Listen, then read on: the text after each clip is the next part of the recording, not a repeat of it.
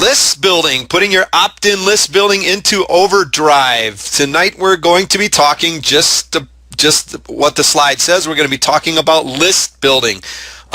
This is something you've heard probably that is pretty important.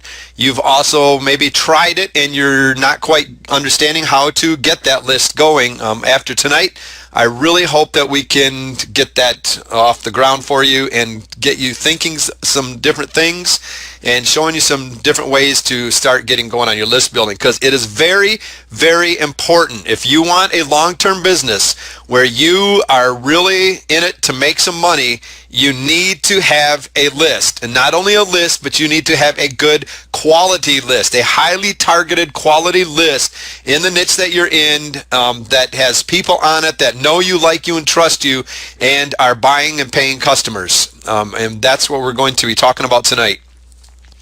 The money is in the list, and if you had $1 for every time you've heard that said, there would be no reason for you to go through any other training, because you would already have your fortune. Without a list of responsive customers, you are not going to be very successful in online marketing. Yes, you can make a few sales here and there, but the problem of it is the most of the cost that goes into things is actually getting those sales. Once you get somebody on your list, you have the opportunity to sell to them over and over again. The problem with not list building is you can get traffic to your websites, but when that traffic shows up to your website, if you don't collect that name and email while they're there, chances are that it's going to be a long time if they ever show back up to your website once again. And that's not what you want. You spent too much time, you spent too much effort, you spent too much money trying to get these people to your website with the traffic methods that you're using. And once you get them there, you don't want to lose them. You want to get them on your list so that you can build a good, strong buying relationship with them to get them to buy from you over and over again. That is where the real money is at.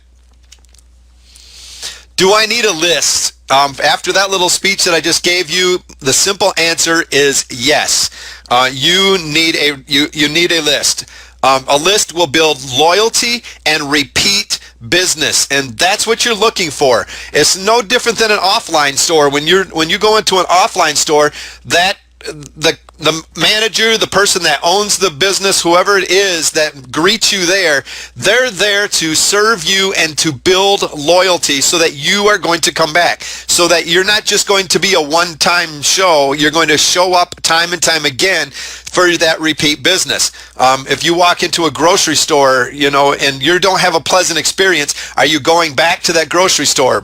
Probably not, unless you have to. If there's nothing else open, you go where you feel that your loyalty lies, and that's what your job is to build loyalty and repeat business, and you do that through your list. It's the quickest and most direct method of communication.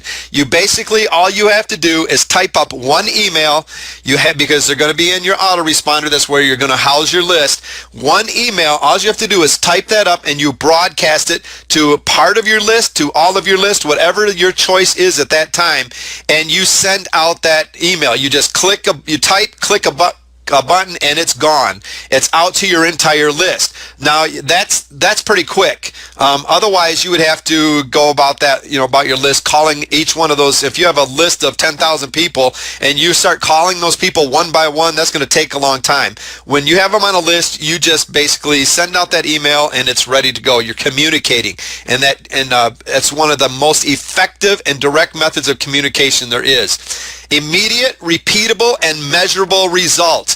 You can get immediate results. Once you get somebody on on that list, you can get immediate results. You can get repeatable results, where not only are they buying from you right then and there, or signing up to whatever you're, taking that action that you're asking them to take, it can be repeatable, where you get them to take that action time and time again. And it's a good way for you to be able to measure your results, to be able to find out if your emails are getting open, and it's just getting those people on your list, being able to keep track of how many people people are there, what kind of conversions you're getting when you're sending them to different sales pages or whatever that you're sending them to. You're able to track and keep records of who's actually buying, what they're buying, what they're not buying, what the response is. It's a good way for immediate, repeatable, and measurable results. It's easy and not a lot of tech skills required to build a list. About the only thing that's technical about list building is setting up the squeeze page. You got to get your domain name, your hosting, set up that squeeze page, create your free offer, and then drive traffic. There's not a lot of tech skills. Now, there's a lot more to building a list and building a good quality list than just that. But as far as the tech skills that everybody's worried about, not a lot of tech skills. It can be easily outsourced if you don't understand the technical parts of it. Very, very reasonable. And it helps turn leads into customers. A lot of the times when you get somebody on your list, they're not a customer right now. All they are is a lead. You put them on your list. They don't know you yet. They don't like you. They don't trust you. Maybe you didn't do quite a good enough job with the sales page or whatever on pre-selling them and getting them to buy. Once you get them on your list, this was going to help you build that relationship and continue the pre-sell where you can continue to deliver value to them, continue to let them get to know who you are and your products, to turn them not from that lead into a customer. And that's what you're after. You're not after just a bunch of people on your list. You want them to be a customer. It's very affordable. There's very minimal cost to list building. As far as like creating free products, you can use PLR, you can do, it does not cost a whole lot to go create a nice ebook or a report to give away, or a small video series or whatever you want to do to give away. You've seen the giveaways out there, you see what people are using. That's what you're going to be wanting to use. It does not cost a lot to do that. You're going to have your cost of your domain name, which you can get from $7 to $10. You're going to get your web hosting, which you can get for under $20 a month. Your autoresponder right around $25 a month, depending on what service that you use. That's basically it. There's not a lot of other cost to it. So it's very affordable. And it positions you as an expert. Once you get people on your list, you are the expert. They opted into that list because they feel you have something to offer them.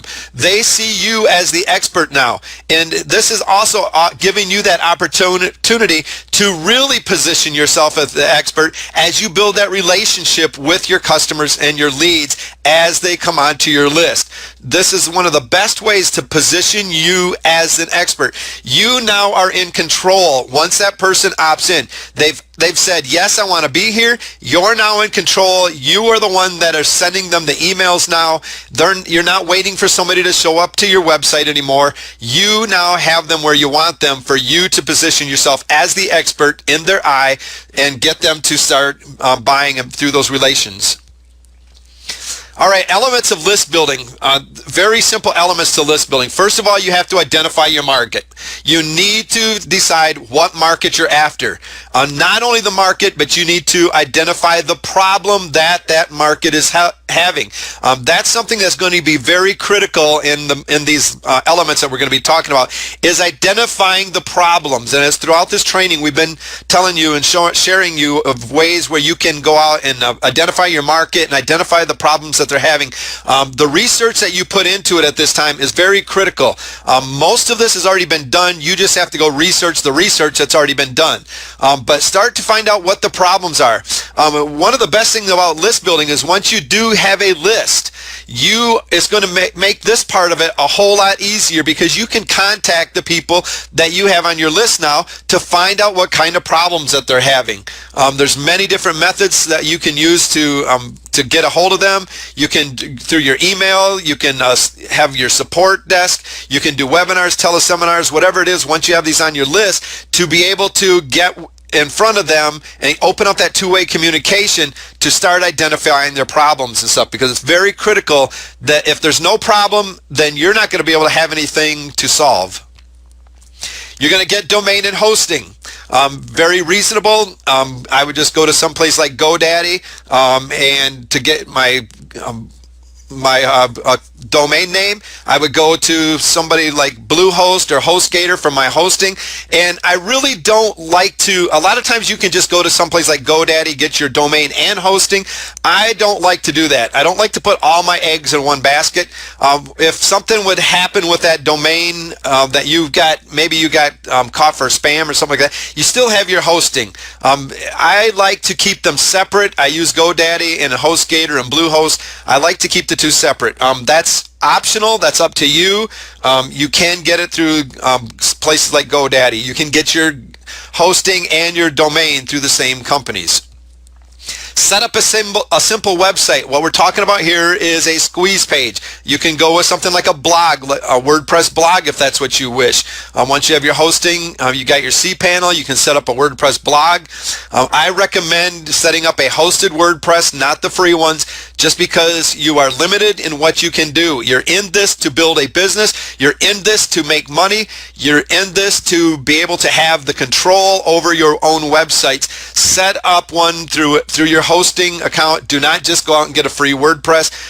You're limited in what you can do with that. You're limited on making money. And basically, it's there for them to make money off of your site. So set up a website. If it's going to be a blog, make sure it's a hosted one. But we're talking mainly about the squeeze page tonight, and we're going to be getting into that in just a little bit. Create your free irresistible offer. This can be something, many different things. It can be a small video set. Maybe you do a interview of like 5 or 6 people, and you just give away one of the interviews. Maybe it's partial interviews. Maybe out of the 5 interviews that you do, you give away you look for part of the best content out of one of those some of those interviews, and you give just a portion of the interviews, and then you tell them to get the rest of it, you need to opt into the squeeze page. It can be an ebook. It can be a report. Whatever it is, you can have them opting in to a webinar, to a teleseminar, whatever it is that you are creating, that free irresistible offer. Set up follow-up message series. So you're going to need an autoresponder. I recommend Aweber or GetResponse. It's probably some of the best ones out there. There's other ones you can get through like your shopping cart where you get all-in-one Infusionsoft, which is more expensive, but you're going to need to set up a follow-up message series. Once somebody opts in for your free irresistible offer, you now need to get them to buy from you. You don't just want them on there, sitting there forever just taking things for free. You want to get them to buy. So you need to set up a follow-up message series where this is going to lead them in the path in a direction that you want them to go. Remember, once they're on that list, you're in control, and your follow-up messages is going to lead them in the direction toward the sale, and you're the one that's going to be doing that. Get targeted traffic. So basically, once you're all set up, you need to be getting targeted traffic. We're going to be talking about that at a later time. We will be getting into a few traffic methods of ways that you can build your list with some traffic tonight, some simple ones that you can use, but you need to get targeted traffic, not just any traffic. Who cares? If you got 1,000 people showing up to your website, if only 10% of them are interested in what you even have to offer. You need to go after targeted traffic. You need to know where your market is hanging out at, and you need to go after that kind of traffic. Let them know how you can solve their problem.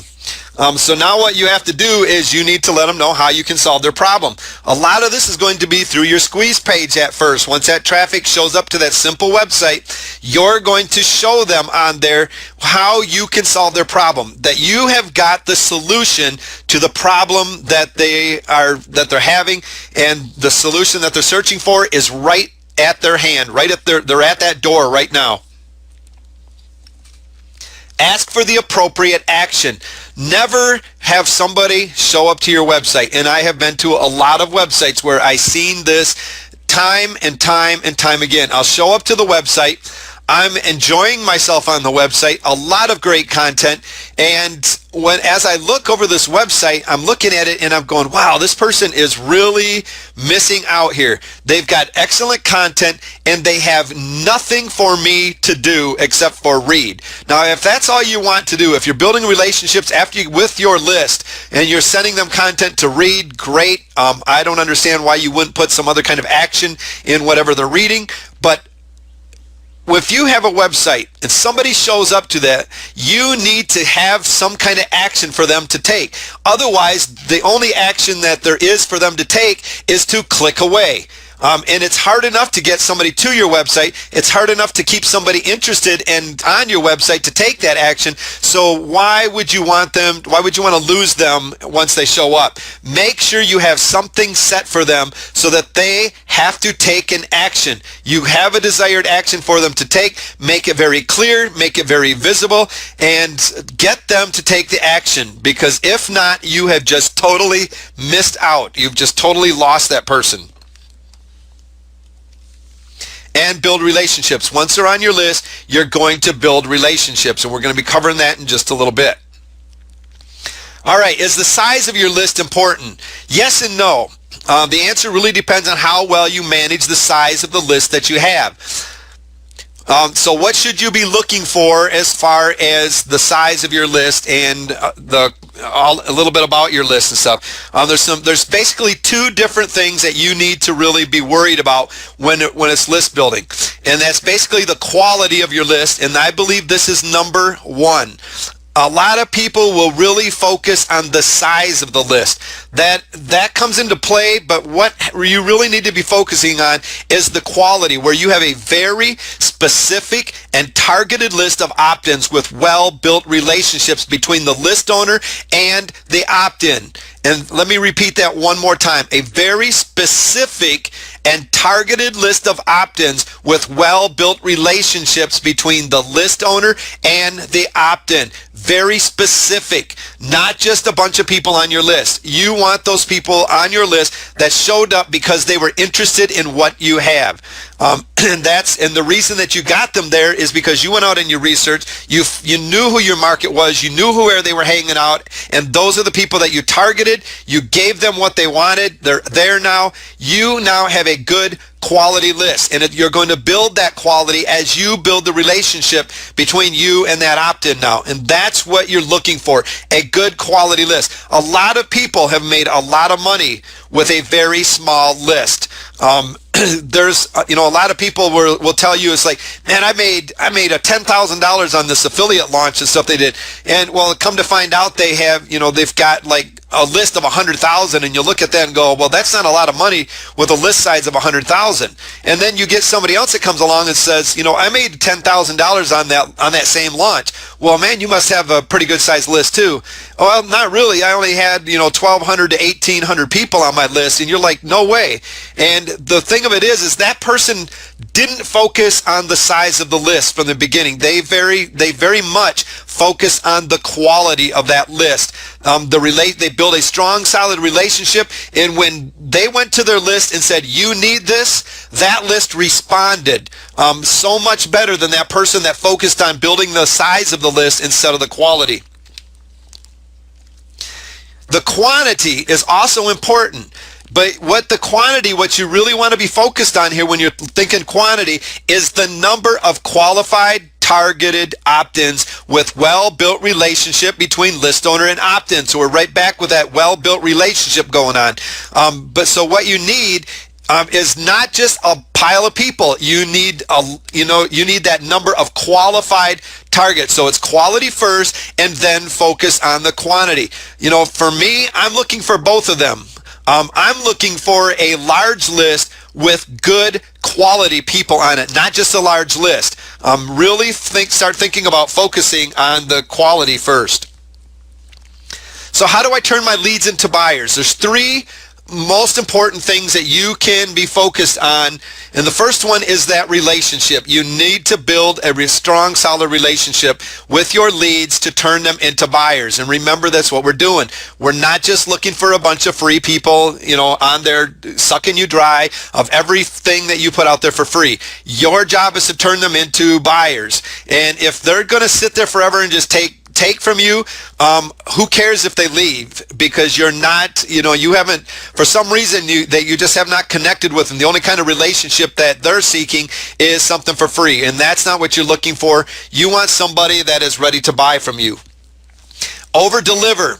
This is one of the most important things that you can do to turn your leads into buyers, and that's over-deliver. And I'm talking about over-delivering from the very moment that they show up to your website. With that very offer that they opt in for needs to be over-delivering. You're thinking, well, I'm just giving them something for free. It's just this report that I've got, all it is free. Well, the thing of it is you are starting to build a relationship from the moment that person shows up to your website. And if they show up and they get that free report, they get those videos, and what they find is junk and it's really nothing that they really needed, what are they going to think about the rest of what they're going to be getting from you? First off, they're probably going to opt off of your list right away. But if they choose to stick around, what are they going to be thinking the next time that you send them? They're going to be going from that very first experience when they showed up to your website. If you deliver crap, that's what they're going to expect. If you deliver quality, they're going to learn to expect quality from you. They're going to trust that you're going to send quality. They're going to trust that you're going to over-deliver. And that's one of the things that you really need to focus on from the very beginning is over-delivering to your targeted audience. And you need to stay in contact with them. The moment that you choose to, for whatever reason, kind of abandon your list for a while, maybe you sit there and think, well, I'm promoting too much, or I'm sending too many emails to them, or whatever, and you decide to back off a little bit. And the moment that you back off, I want you to stop and think about something. You're backing off. That person's still going and checking their emails. They go to their email, all of a sudden, they don't find you. They don't find that person that they've been building this relationship with over the last few weeks because you decided to take a break from it. Maybe you got too busy and decided that you just didn't have time to do your email and your list building and keeping in contact with your leads. So you took a break. They're going to their email to read your emails from you. They're not finding it. So what are they going to do? They're going to go down the list to look for the next subject line or the next person that's got that email that jumps out at them. They went there looking for yours because you've been building this great relationship. You've been over-delivering. You've been really building something strong here, and now all of a sudden you're gone. Well, if you stay gone for too long, guess who they're going to forget? They're not going to forget that person that's still sending them the emails. They're going to forget you because you're gone. And then when they do see your email, they're going to go, man, who was this again? And I remember them. I don't remember what they had. I've seen a lot of people that have taken kind of a leave of absence for, thinking that 1 month or whatever is not going to help them. And they would go off and they would do something else. They would neglect their list. And they would come back to them and they would send out something. And they would make hardly any sales at all when before they had a very responsive list. It's because they lost contact with their list. That list, they forgot who they were. They've been building a relationship with somebody else that they found in the meantime. People want you to be sending them emails. Now, there are certain different niches out there that you're going to have to be careful with. With the internet marketing niche, the make money online, trust me, you can send out emails all the time. You get them all the time. You have to kind of judge by the emails that market is already getting in their list. So in their email. So what you want to do is make sure you understand what kind of emails are going out. Is that market that you're in, are they used to getting a lot of emails, or are they used to only getting 1 or 2 a week? If they're only used to 1 or 2 a week and you go bombarding them like we do in the internet marketing niche, they're probably going to unsubscribe right away because that's not what they're used to. So make sure that you know what it's used to. And my guess is that if you're in that niche, you're going to know, because my guess is you're going to be on somebody's list and you're going to be already getting emails from them. You're going to understand what the limitations are in that. So know your market, know your target audience, and what they're going to accept.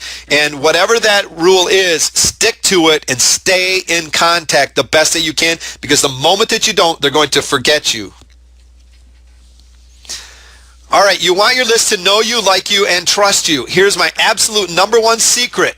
The one thing that I want you to take away with you right now, if you choose to walk away from this webinar and stuff, I want you to take this one thing when it comes to building relationships. You can't build a relationship with a list. A list is built of individuals who opt into your list. Relationships are for those individuals. Relationships are for people. It's not for that email address that you've got. There is somebody that is attached to that email that they just gave you. They're trusting you with that email, but there's an actual person that actually has that email. They belong to it. You have an email. You're an actual person on somebody's list. The relationship you have to start thinking is between you and the person that belongs to that email, not the email itself. And a lot of people get this wrong. They're sending it out, think, well, I just got a bunch of emails on this list and I'm sending it out to all of these different emails. No, you're not. You're sending it out to real people. You're sending it out to real individuals, and that's who you need to think about building a relationship with.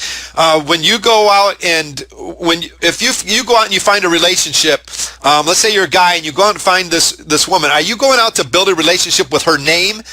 Not even close. You're going out to build a relationship with the person itself. You want to get to know that person. You already know their name. You already know, if they got an email, great. You probably know that because you're probably emailing them back and forth. You probably know all their account information on their Facebook or their profiles and all that kind of stuff. You already know all of that stuff. Now you're building a relationship with that person, and it's no different with email marketing. You've got to get to know the individual. Build that relationship. Market to them like you're marketing to that individual person and not just a name on a list. Over deliver. Make sure that you always give value to your subscribers. Over deliver at every opportunity that you possibly can. One of the discovery factors is surprise. Let the customer discover some of the value you are offering. When they show up to your list, you want to give them a lot of value. You really want to make them feel like they're just, basically ripping you off, and they can't believe what they're getting from you. They can't believe the kind of content and the quality and the content that they're getting. But you don't want to give them all of your little surprises right up front. You need to save that. Let them, I call it the discovery factor, let them discover a lot of great thing, a lot more value. So as you're going along, they get something, they're like, wow, they've already delivered so much. I wasn't expecting any more, but this is great. Have that surprise factor going on. Really let them discover more value as they're going on. Surprise them with more value than they even knew they were going to get from you. From that very moment when they showed up, you want them thinking, this is great. But then as they go, if you want them to feel like, man, if I never get anything else from this person, oh, well, I've just got it. I just feel like I've landed in a gold mine. And then all of a sudden you surprise them with something even more and better yet. Deliver more than your customers expect. You always want to deliver to them what they expect. Once they get to know you, you want to make sure that you live up to their expectations, but always do your best to even deliver more than what they're expecting from you. Always have that surprise, that discovery factor there. All right, stay in contact. Maintain a lot of real customer contact on a regular basis. We've just covered this, but I want to go over it one more time because this is really, really important. With autoresponders and other tools to automate online business, this has never been easier. So why in the world would you not want to stay in contact with your list? It took you a long time to get there. You spent money to build that list. You wrote tons of articles maybe. You put together videos. You created your offers. You really took a lot of time and effort to build up that list. Why in the world would you not want to stay in contact with them and build those relationships? Another great way that you can stay in contact with your list is to do webinars and teleseminars. Basically, you could send out to your list, and this would be a great way of adding even more than they've ever expected. Is to invite your list once you have them and say, hey, I'd just like to get to know you a little bit more, and to do so, we're going to be doing a webinar today. I've got something really important to share with you. It doesn't have to be a long, hour-long presentation and stuff. It can be a 15, 20-minute webinar where you're showing them some kind of new tactic or something that you learned, where you get them on your webinar, your teleseminar, you go over with them, you deliver some good value, you over-deliver to them, and all you're doing basically is staying in contact with them, letting them know that you're still here, you're still delivering the value, and you still value that relationship with them. And what this is doing is opening up a very, very important two-way communication between you and your subscribers. Good non-promotional emails offering good, relevant, free tips to help them solve their problems. One of my partners and a lot of other people I'll see out there will do things like Friday freebies, or or a wacky Wednesday or something where they're inviting their list to get together with them just to give out some good free content. Maybe it's just something as simple as sending out an email to them that has no pitch in it, nothing for them to buy. It's just good, relevant tips to help them solve their problems. And this is a great way to do with your follow-up messages once somebody's there. You have it all set up where you don't have to sit there and rethink all these free tips or whatever. You put it in there as they come on your list. You're just sending out a follow-up message, that's delivering some more good content. And you're not making them buy from you every single time. Now, it's your job to get them to buy, but you also, every once in a while, it's just good to stay in contact with them and just give more value to them. A double opt-in list. This is a clean list of a targeted email addresses of people who are really interested in receiving the emails from you. You want your list to be built of people who are interested in your offers. Make sure you have their consent beforehand. This is going to keep you out of trouble. Now, there are times, and there's a lot of people out there right now that are not using the double opt-in list. One of the times that I sometimes don't use it is if I want to make sure that when somebody bought something that they get that download page or whatever. A lot of times they'll forget about going to their email right at that moment. They'll forget about it. That email gets lost, and then they're wanting to know where their product was, and they're looking at you as like, man, they didn't deliver what I was looking for when all the time it was right there. But instead of going and double opting in like they needed to for that first follow-up message to fire off that has the download page in it, they've neglected that part. So a lot of times they'll turn the double opt-in off on the autoresponder on something like that just to guarantee that they get that page. I don't recommend doing any other way except for double opt-in. You want a good, clean list of targeted email addresses, and the only way that I would even suggest it is if they got to get that download page to maintain that good customer relationship going on. But make sure the people want to be there. When they opt in, not only they give you their email, but they just went to their email and checked their inbox for that email that was sent to them. They clicked on another link to say, yes, I did sign up to his list, and yes, I do want what I just signed up for. So they're doubly telling you, yes, I want what you have to offer me. This is the email that they're going to get. You've seen them in yours hundreds of times. Basically, you're going to find the subject line usually says response required. Confirm your request for information from, and it'll give the list name that you just signed up to.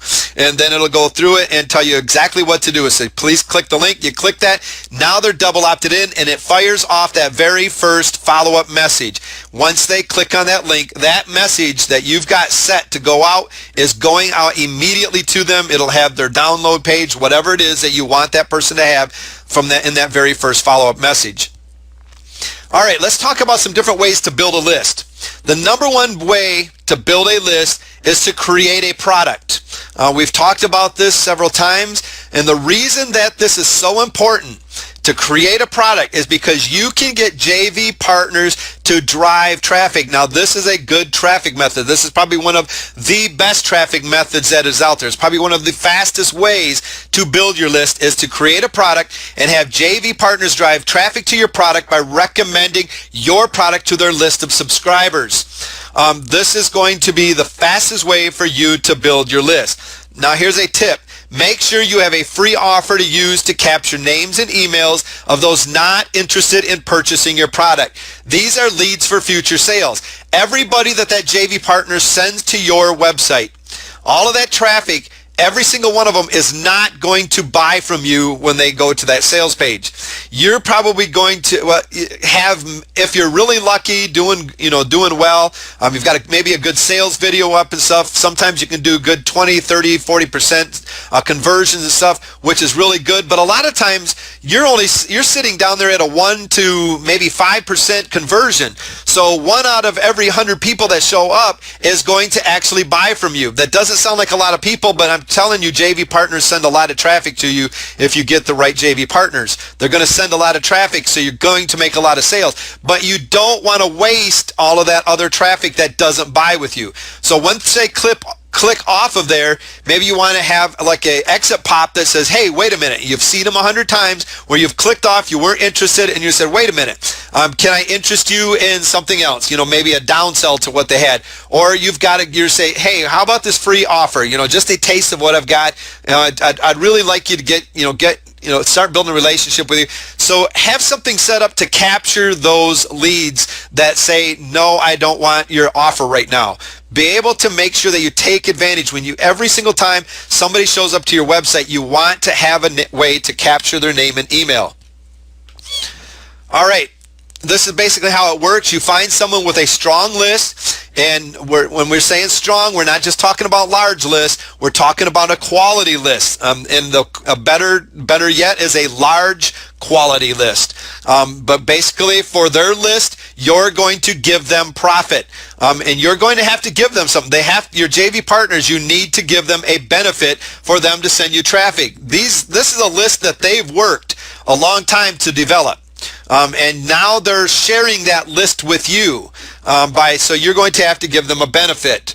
Now you're going to make less profit on this direction when you use JV partners, because you're going to be giving them a commission. You're going to be splitting it. A lot of times, if you're just in it to really build a list, you're going to even offer 100% commission. Now the thing of it is right now you're losing profit. You're not making a lot of profit, but what you're doing is you're getting that very valuable person on your list now, where you're going to build a relationship and get them to buy from you and continue to buy from you down the road. So that's where most of your profit's going to come from. When it comes from JV partners, it's going to come from your back-end strategy that you have up, the rest of your products that you have for them. And that's really important, because JV partners are going to be looking for that. They're not going to be looking for just sending people to your list and for them just to make a little bit on the front end. They also want to see that you got a back-end strategy set up where maybe they can make more money or future money, and if for products that they can promote later for you. They want to see that, and the stronger your back-end strategy is, the easier it's going to be able for you to find joint venture partners. So basically, you're going to make less products, but you now have a list of people that said, yes, I want what you have to offer. They're interested in what you have. They're interested in starting to build a relationship with you. Have your JV partners send their list to your squeeze page or create a pop-up page. Now, a lot of the times, they're not going to want to send directly to a squeeze page. One of the best ways to do this is, if you're going to have a launch, is that you have a pre-launch, where basically what you're doing is you're having them send something of value to their list to say, go sign up for this right now, get this, because this is, and they're going to go through their affiliate link.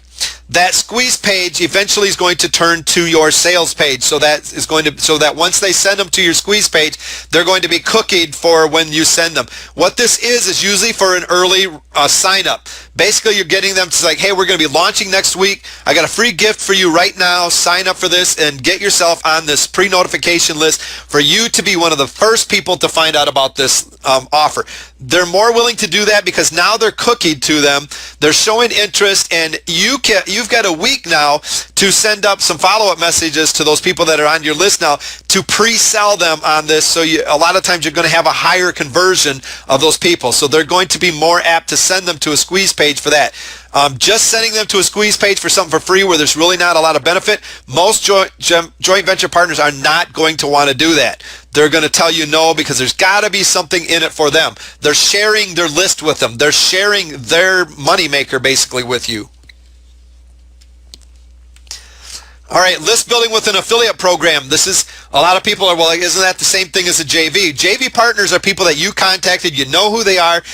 You basically, you know that they're going to send out your affiliates. What you need to do is set up an affiliate program where your product is seen, where through the buzz, that's going on, other people hear about it, they go and they sign up as an affiliate because they see that people are making sales, so now they jump on board.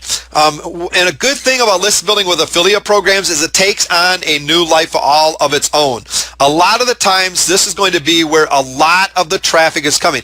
Joint venture partners will send a big, heavy volume of traffic to your page, to your website during that launch. Affiliates is going to be more of a long-term effect where they're going to continue to jump on board even after the launch to basically sell that product for you, to drive traffic to your website and stuff. So make sure that you list build, set up a great affiliate program for other people to jump on board, because when you're during a launch, you're going to get a lot of buzz generated.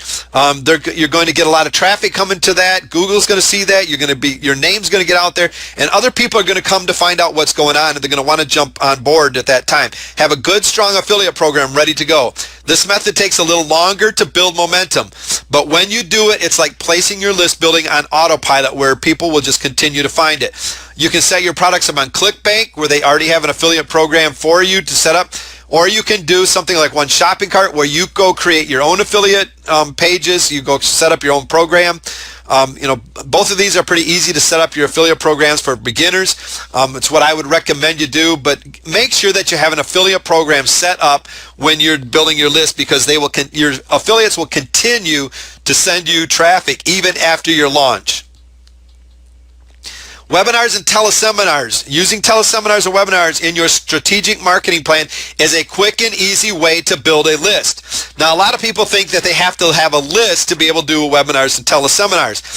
Not at all. What you do have to do is somebody has to have a list, but it doesn't have to be your list. All you have to do is come up with the content, or come up with somebody that has the content that is willing to do the webinar and teleseminar. You just have to orchestrate it and get everything set up, whether you do it or somebody else does it.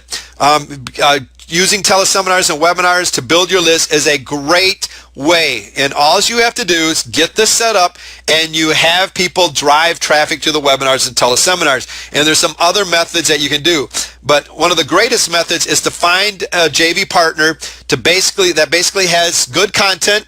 Maybe they have something to sell afterwards, but what you're doing is you're having them you're setting up the webinar, you're having that JV partner send the people to your squeeze page or to that webinar, however you got them to register, and what you're doing is putting them people on your list as they register for the webinar and teleseminar. Then the expert comes along, if that's not you at that time, and they perform the teleseminar or webinar for those people that signed up to the webinar and teleseminar.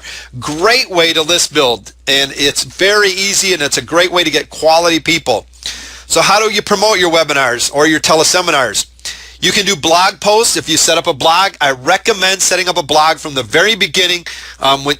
Once you get your cPanel and stuff, go in, set up a blog, and start adding content to it and stuff. You want to start getting good traffic coming to that. Blogs are a great way to post when you get good traffic coming there that's showing up regular. Say, hey, do a post on there. It's like, hey, I'm going to be doing a webinar. Make sure you use good keywords. It's going to get picked up. People are going to find it, and they're going to find out about your webinar. A lot of times, the drawback side of this is a lot of times you do that webinar. It's in a week, and then a lot of people will show up later, and the webinar's over or whatever. So make sure that you have something set up. So if they click on that and say, okay, the webinar's over, but maybe you're offering a recording for them to opt into or whatever once they have that set up. But blog posts are a great way to be able to promote your webinars. JV partners promote to their list where they say, hey, we've got this great webinar for you to show up. They promote to your squeeze page to register for the webinar. Post a link to your webinar sign-up page on related forums. So go to related forums. If you're in the internet marketing niche, promoting money, making money online, go to somebody like the place like the Warrior Forum. Make sure that you've got your 30 posts in there, that you're not just going in there and spamming the place. You've been known to be somebody helpful and really of value to the forum, but go in there and say, hey, I'm going to be doing a webinar, and here's the link for you to register and stuff. I'd love to have everybody there. It's a great place. You can comment on related blogs, where you'll find related blogs on the niche that you're in, or that go along with the topics you're going to be teaching on your webinars and your teleseminars. You go in there and basically on these blogs say, hey, this is great content. I really love it. I would like to invite your readership to be able to attend a webinar, and even yourself, the blog owner, be respectful of them, because you want to make sure that that comment gets approved. But basically you comment and say, to get more comment, I would like to take you to this, have you show up to my webinar, and make sure they're going to a squeeze page.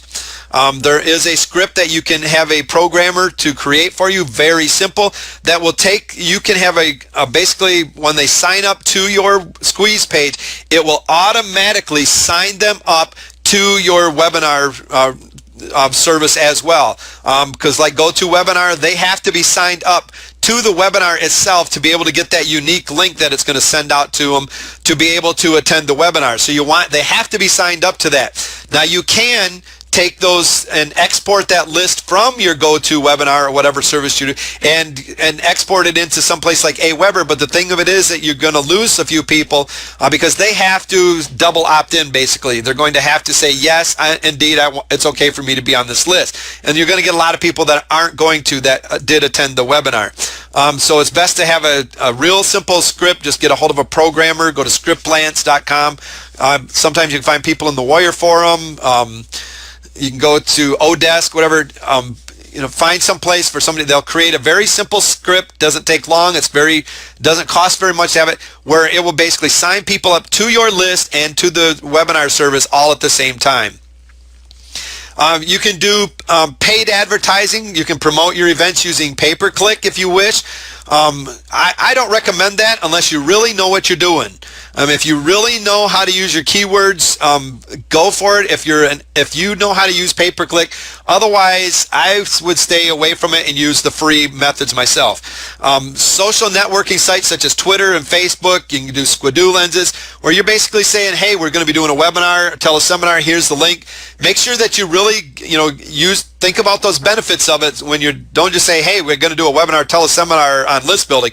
Give them a benefit of what, for why they should show up to that. Something that really captures their attention, when you're doing that. Like Twitter, you only got 140 characters to be able to, I think Facebook's like 240 characters that you have to work with. So make sure you use the best of that real estate that you have to get them to sign up to it. You can do a press release, where basically you can do a press release, and yeah, you can send them out every single time. Now, one of the things, if you have these things out there, change them later to that link, so when they go there, if they catch these things and they still click on it, that they go to something and say, that maybe you're offering like the recording or whatever to that webinar or whatever to get them to sign up. You can use places like Google Buzz. Sign up for a Google account, a Gmail account. Google Buzz is a place that's really catching on. I like Google Buzz. Go on there. It's basically, kind of like the Facebook social networking site things, where you go in there and say, hey, I'm going to be doing a webinar, teleseminar. The benefits, here's the link to go register for it. There's a lot of other options out there. This is just a very few of the ways that you can use to promote your webinar. But one of the best things is to get JV partners to say, yeah, I'll send people to that webinar and stuff. And one of the best ways to do is to let that JV partner at the end maybe do a pitch they go through your affiliate link, so that you're both earning an income afterwards. But make sure that if you're going to do that person's known for giving good content. That they're going to make them understand that you're not there just to deliver a little bit of content and then pitch to them, that you want to give your readership really good, valuable content, because that's going to even want them to buy at the end. You're going to have a higher conversion. So make sure that you're delivering good content all the way around. Some things that you can use for webinars, teleseminars, services, instant teleseminar. webexpert.com for a teleseminar. That's basically a place where you can do a webcast. You can get them on a phone line, or they can just join you on the webcast. There's like an 18-second delay behind it. You can answer their questions, whatever you want to do. It's great for doing a Q&A, and that is a great way to list build as well, doing a teleseminar, saying, hey, sign up right now for this teleseminar, this Q&A that we're going to be doing and stuff. I'm going to be there for whatever time to answer all the questions that you have. So this is a great place to use for that. They can type it in, or they can join you live on the call to have their questions answered. You can do webex.com. I think they got different levels that you can go. I think they both that and GoToWebinar have basically a free service that you can sign up to a trial period. They're both a little bit costly. I think WebEx you can go up to like 3,000 people. I don't know the cost on that for sure.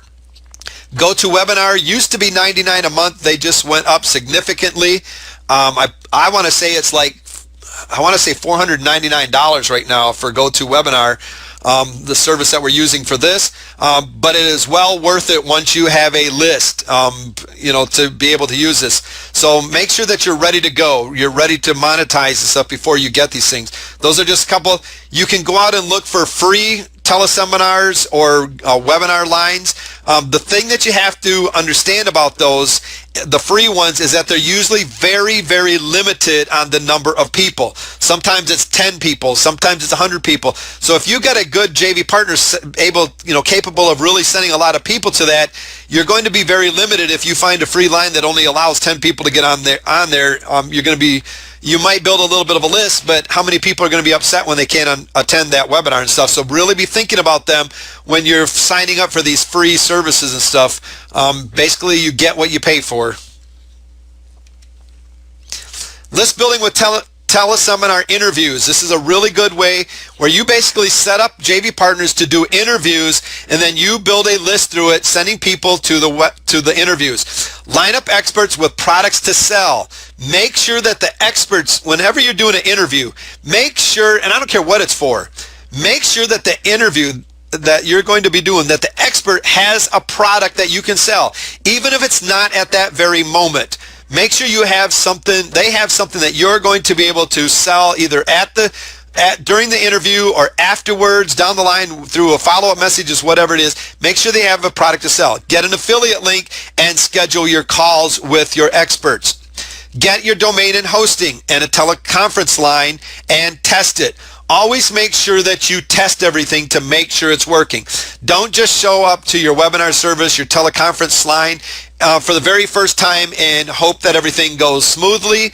Even the best of us find out that from time to time, things fall apart. You lose your connections. And if you don't understand how to make things work, you're not going to come across looking at as the expert. When you go through and you have a bad webinar, trust me, there's people that go, what kind of crazy person am I even following here?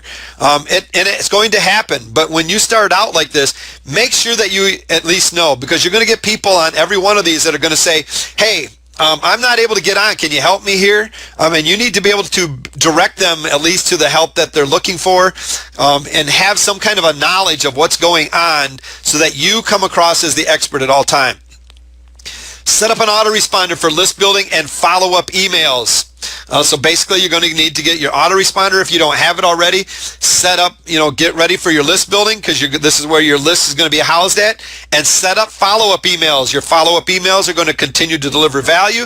They're going to continue to sell whatever that product was that you were trying to sell at the very beginning. Set up an OTO, offering maybe on the calls in MP3. Or maybe they're going to be recordings. If you're doing a webinar instead of a teleseminar, it's going to be recording, where basically they're getting on the line free, they're watching the teleseminar, these interviews free, and at the very end of it, you say, I would like to offer you all the MP3s to all of these, teleseminars, this whole series that we're going to be doing. Here you go. That's going to be your one-time offer. Or you could sell, like the transcripts to them, and then maybe the audio or the recorded version and stuff of the MP3s, or just if it's a webinar, the recording of your screen and stuff as your OTO. Make sure that you set up something for them to buy. Maybe you're going to offer them private label rights to these interviews or to the content that you're giving at the end. Make sure you have something though when you're offering them there. But you bring them on for free, get them on your list, and then you give them an offer. Create a squeeze page and a confirmation page. So you're going to want to make sure, and I should add into there is make sure if you're going to have something for your OTO, you're going to need to set up a download page as well for them to be able to download the information that they end up buying from you. So you're going to create your squeeze page, your confirmation page, and your download page. I want to add that in there. So for when they show up to the list, you're able to list build from this. Entice visitors to your squeeze page with the free teleseminar. So basically you're saying, I want you to show up for free. Does this sound familiar to you? Show up for free because I've got this great content that I want to deliver to you. And it's free of charge, no strings attached. I just want you to show up. You get them there, you get them on your list, and you deliver the quality there. And you got your JV partners and everybody else sending out, inviting them to the list. You're using the different methods like your social media, like Facebook, your blogs, all of this to be able to drive your traffic to get the visitors to sign up for your teleseminar. Have your experts. Have the experts, and this is all of them that you have. So let's say you set up 5 different experts. You have all 5 of these experts mail to their list 3 days before the call and the day before the call. Now, I would even go a little bit farther than this. This is just, that little thing there is just for the people that are going to be scared about over-mailing their list. Have your experts mail their list 3 days before your call. I would do a 3-day series every single time. 3 days before the call, the next day, remind them of the webinar. You're getting people that haven't seen your email to sign up again. The day of your webinar, remind them again. It's tonight. It's happening tonight. And then I would even go far, and you're going to make a couple people mad. Who cares? Those people ain't going to buy from you anyways. They probably weren't even showing up. They just wanted something to complain about. You have to remind them. People's lives get busy. They're going to sit there and check their email, but they're going to forget all about the teleseminar that they signed up for 3 days ago. A couple hours before that webinar, send out an email, say, hey, we're 2 hours away. And then what I like to do, and this is probably where I've seen that I get the most signups for a teleseminar or a webinar, is the very last second where you're saying, hey, I'm getting on the webinar right now. I'm getting ready to fire up the screen for you to watch my screen. I'll be on there to greet you if it's a teleseminar. I'm there right now, ready to greet you. Join us. And it puts in their mind, I think, that it's like, okay, this really is happening. They're there. They're waiting for me. What else am I doing right now? Let me show up. I have found that sending out an email those last few minutes right before your webinar or teleseminar, you get the most signups. Maybe you've had 400 or 500 of them sign up over that 3 days, but it was like 50 here, maybe 100 here. But that last bit, you really get if you really push it, you get that big push, and you get a great number of great volume of people signing up for it. So make sure you do a 3-day blast, is what we call them. You send it out 3 days before, the day before, and the day of, and then send out at least one more right before your call saying, hey, let's do this thing. I'm getting on now. Then you do the call with the expert and promote their product. Maybe it's your product that you promote, and they're using your affiliate, link through that. Whatever it is, your expert's on there. They're going to want to benefit through whatever you're selling at the end. So now you've got the person on your list, and now you're offering them something for sale right now. And that's something that I want to always stress, is when you get something in there for free, you always follow up with something for them to buy. They already showed up saying, I'm interested in what you got. Show me what you have. They're going to see the value that you're giving them immediately. So they're going to be checking out your webinar, your teleseminar. They're going to be judging by the value that you're giving them. And then you follow up with, now I've got something for you to sell. And if you've done your job, they're going to go, wow, that was pretty amazing what they just gave me for free. What they got for me to buy must be totally amazing. That's going to have that wow factor for them.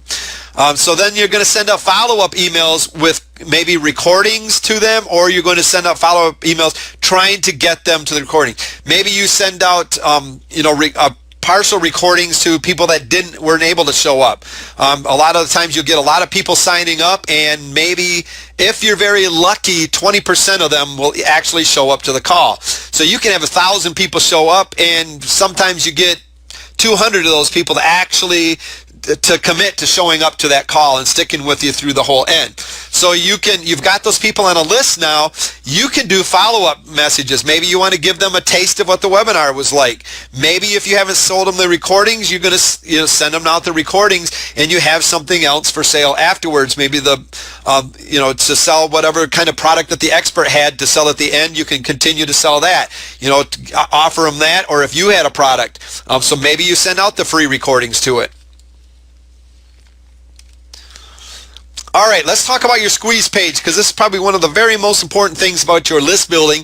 This is your website where people are going to show up, and they're going to give you that all-important name and email that is going to put that person on your list for you to build that relationship with.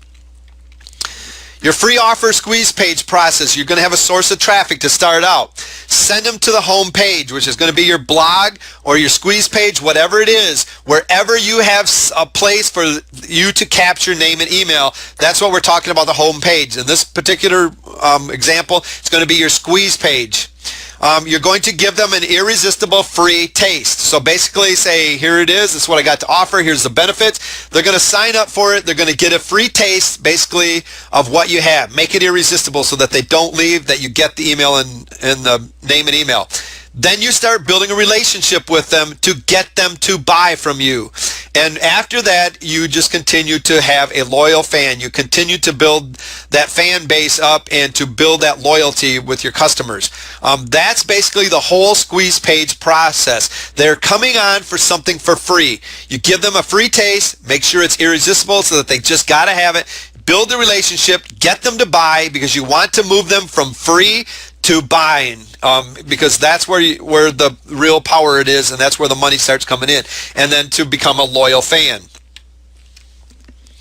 All right, creating a powerful squeeze page. A squeeze page is a one-page website specifically designed to entice people to give you their email address. That's basically the only purpose for this, is to get that name and email. It's not for them to come and learn a whole bunch, because you're basically identifying their problem here and saying, I have the solution, opt into the solution. You're not helping them with anything yet. You're basically getting them there. You're getting their attention and enticing them to give you the email address so that you can offer them the help. Providing consistently great content in your messages is key to turning your subscribers into raving fans. Once you get somebody to your website, from that very moment, you need to have be consistently creating great content in all of your messages, and that's going to even start at your squeeze page. The content in that squeeze page has to be excellent. It has to be good, because you got to be able to convert that person that's there into a lead and get them to actually sign up. Before you can develop that relationship, you have to get them to subscribe. If you don't do your job to get them to subscribe, you have lost them. If you send them to a site without a place for them to sign up for some kind of an offer, you're going to lose them. If you're doing that, stop. You've got to be able to capture their name and email. Whatever kind of website you have out there, have a place for them to sign up. If it's on a blog, get them to sign up. Have a place for them to get some kind of a free offer to get signed up. Your 5 basic elements of a squeeze page. Create a strong headline. Have a simple, clear design.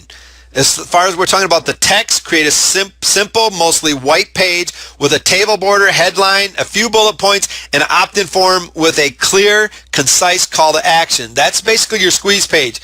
You can do video on it. It's a great option and usually will provide higher conversions if you do a good job. And a lot of times, even a poor video will still have really good conversions and stuff. Video is a great way for you to give that extra that little bit of extra personalization to it and stuff, where you connect with your audience a little bit more. Sometimes it's even eye to eye if it's just you on there talking and stuff. Otherwise, a PowerPoint like you're watching right now, where you're basically given the slides for them. It's a great way to really personalize it.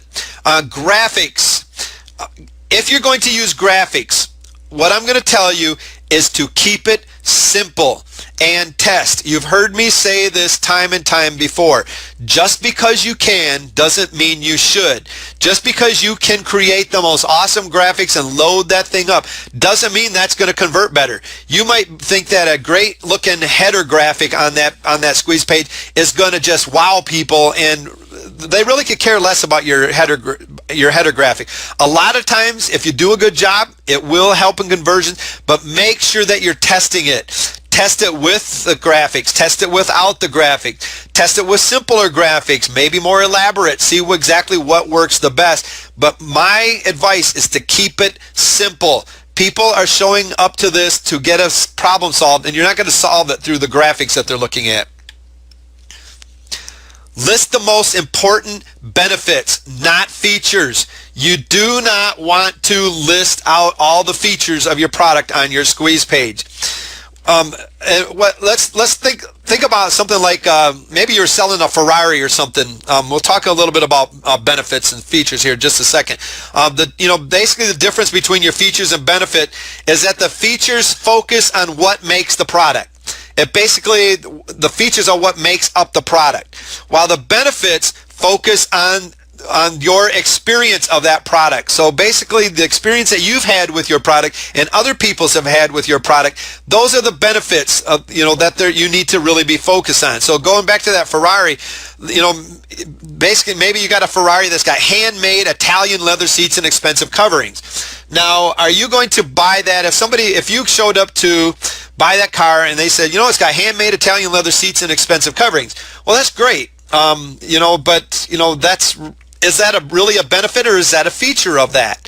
What if that same person approached you and said, you know what? It's got handmade Italian leather seats and in this thing. You're really going to be recognized as someone with style. When somebody looks into this car and they see those handmade leather seats, you're going to be recognized as someone with style, with flair, with real class. You're going to be seen as somebody that's got money. You're going to be seen as somebody better than other people and stuff. And all of a sudden you're starting to think, it's starting to play on some of those things going in your mind that really kind of get you to buy, and you're starting to look at that. Okay, there's benefits to having this leather interior now. Who cares if it was made of an Italian? If nobody else knows it was made from Italy, who cares? They're going to look at it as leather seats. But if I can go around and I'm telling people I got these great Italian leather seats, they're going to be looking at me, recognize me as someone with style and flair. All of a sudden you're going, hey, there's some benefit to that. I'm going to look good. I'm going to feel good about myself. And that's what you're after when your squeeze page is connecting with those emotions and those feelings and stuff. And you're going to do that through the benefits and not the features of your product. Have a prominent opt-in form. What I mean by this is have that opt-in form so they can see it, so that they know exactly, they're going to know what it's for. They're going to see that thing and they're going, this guy's after my name and email. Well, he better make it good. And then he's going to, start going through that. But make sure it's in a place where they're going to see that. And I'm saying above the fold. So basically when you open up a website, everything that you immediately see on your screen is above the fold, and you want them to see that opt-in form. You want to put in their mind exactly what you're after right from the very beginning. Don't make them scroll for it. If you're going to have a long squeeze page, which I really don't recommend, but if you've got to have that long squeeze page, you insist on it, you make sure you have an opt-in form at the very top. If it's long, have one in the middle, have one at the bottom. Everywhere they go, they need to be able to see that opt-in form and be able to find it fast. So the moment that they're ready, they don't have to go looking for it. Because if they got to go looking for it, they're going to go, forget it. Let me go try something different. And have a clear and strong call to action, even though they know what that form is for. They know what your intention is for. You still want to give them a clear, strong call to action. Tell them what you want them to do. Don't make them even guess. Even though they know what you're after, don't make them guess or even stop and think about it. You say, okay, you've read the page, great. Look over to the right, look down below, wherever you got your opt-in form. Go there right now, put your name and email, and I'm going to send you the solution to your problem. Your dreams are going to come true. All of these great benefits that you just read, just think of the experience that you're going to feel once you give me that name and email. So go there right now, and let's make this happen for you. Tell them exactly where to look for it, and tell them exactly what to do. Don't just say, hey, go fill it out. Put your first name and put your primary email in the box to the right below, wherever it is. And make sure, I like to say primary because they all of a sudden start thinking about, instead of thinking about that email that they're not going to check or some fake email or whatever, they're going to think, oh, for me to be able to get this, I got to put in my email that I use all the time. And they're just going to start doing that if you use those kind of words. All right. You only have 3 seconds to grab their attention. You know, if you're showing up to my squeeze page, I only have 3 seconds to grab your attention. And if I don't do that, you're going to take off and you're going to leave. Now, some people you're going to have a little bit longer, but on the average, you have 3 seconds or so. At the most, you're going to have maybe 7 to 10 seconds or whatever. But usually, a lot of times, if you don't grab that person's attention immediately, they're going to leave. You have to grab the readers. You have to grab readers, convert them into prospects, and maintain their attention all in the matter of seconds. If you do not achieve this quickly, efficiently, and effectively, people will simply click away without giving it much thought.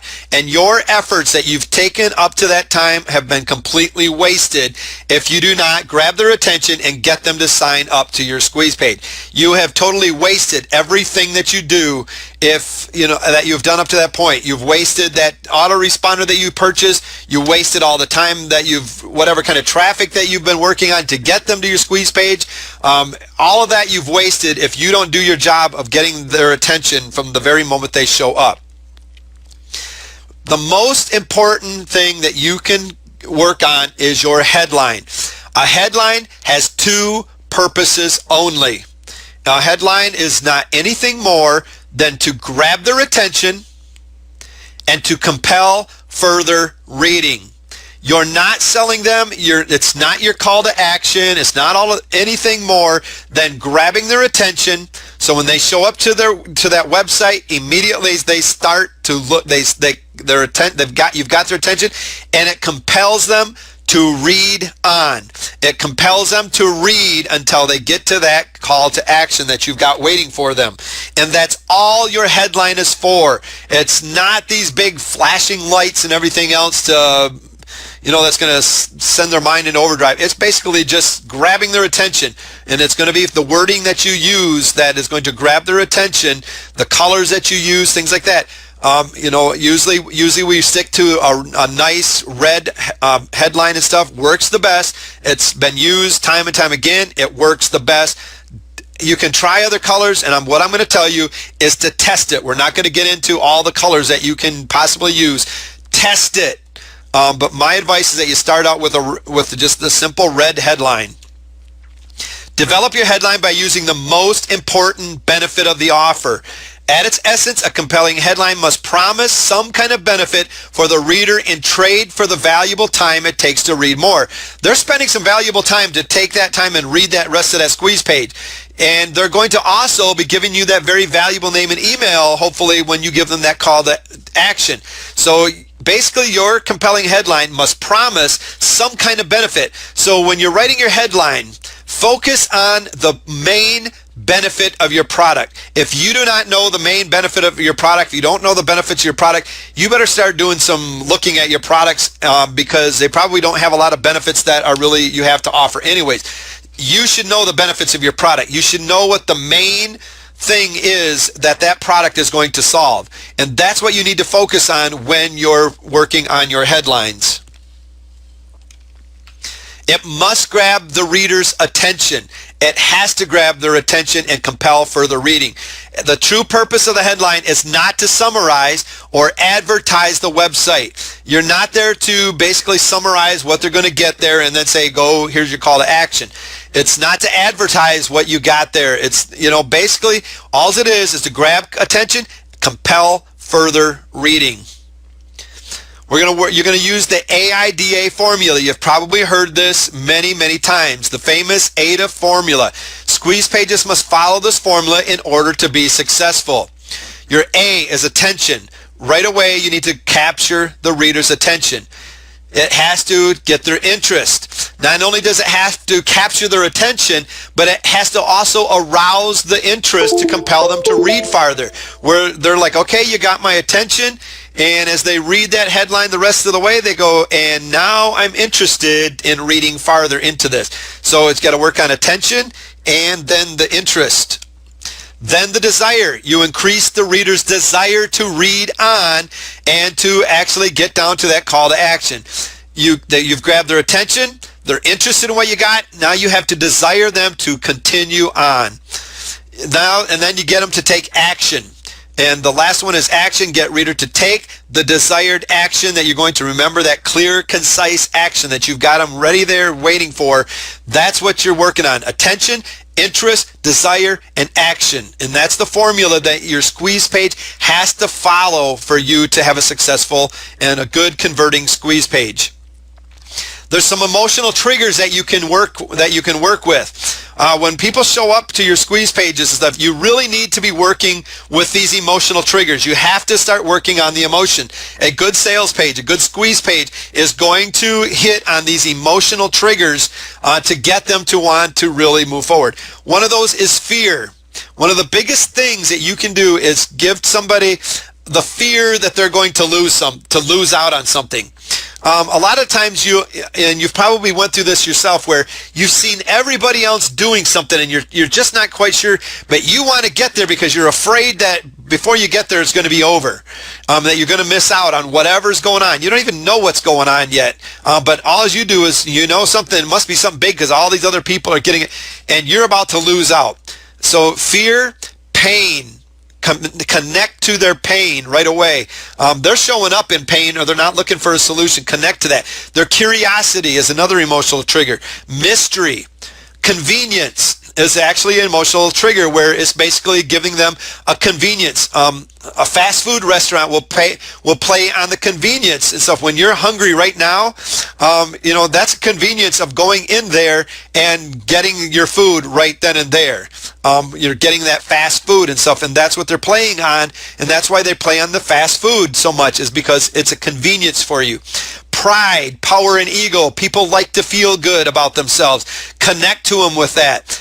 Connect with anger. A lot of times you can get something that'll really anger somebody to make them just like, oh man, I'm so angry right now. And that might be something as simple as using, it's like, everybody else out there is making this happen. Everybody but you. Well, I've got the solution. Your headlines, basically the way you're writing it, is making them feel like everybody else is, the anger just starts to burn inside them. It's like, you're right, everybody else is winning this race but me.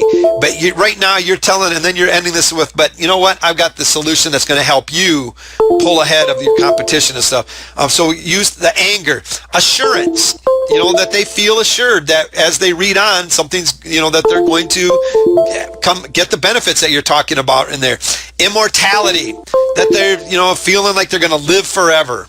A lot of these kind of things are going to, like in the weight loss niches and stuff like that, where you really connect with their immortality, where it's like, you're probably not feeling so good. You're probably on your way out right now, buddy.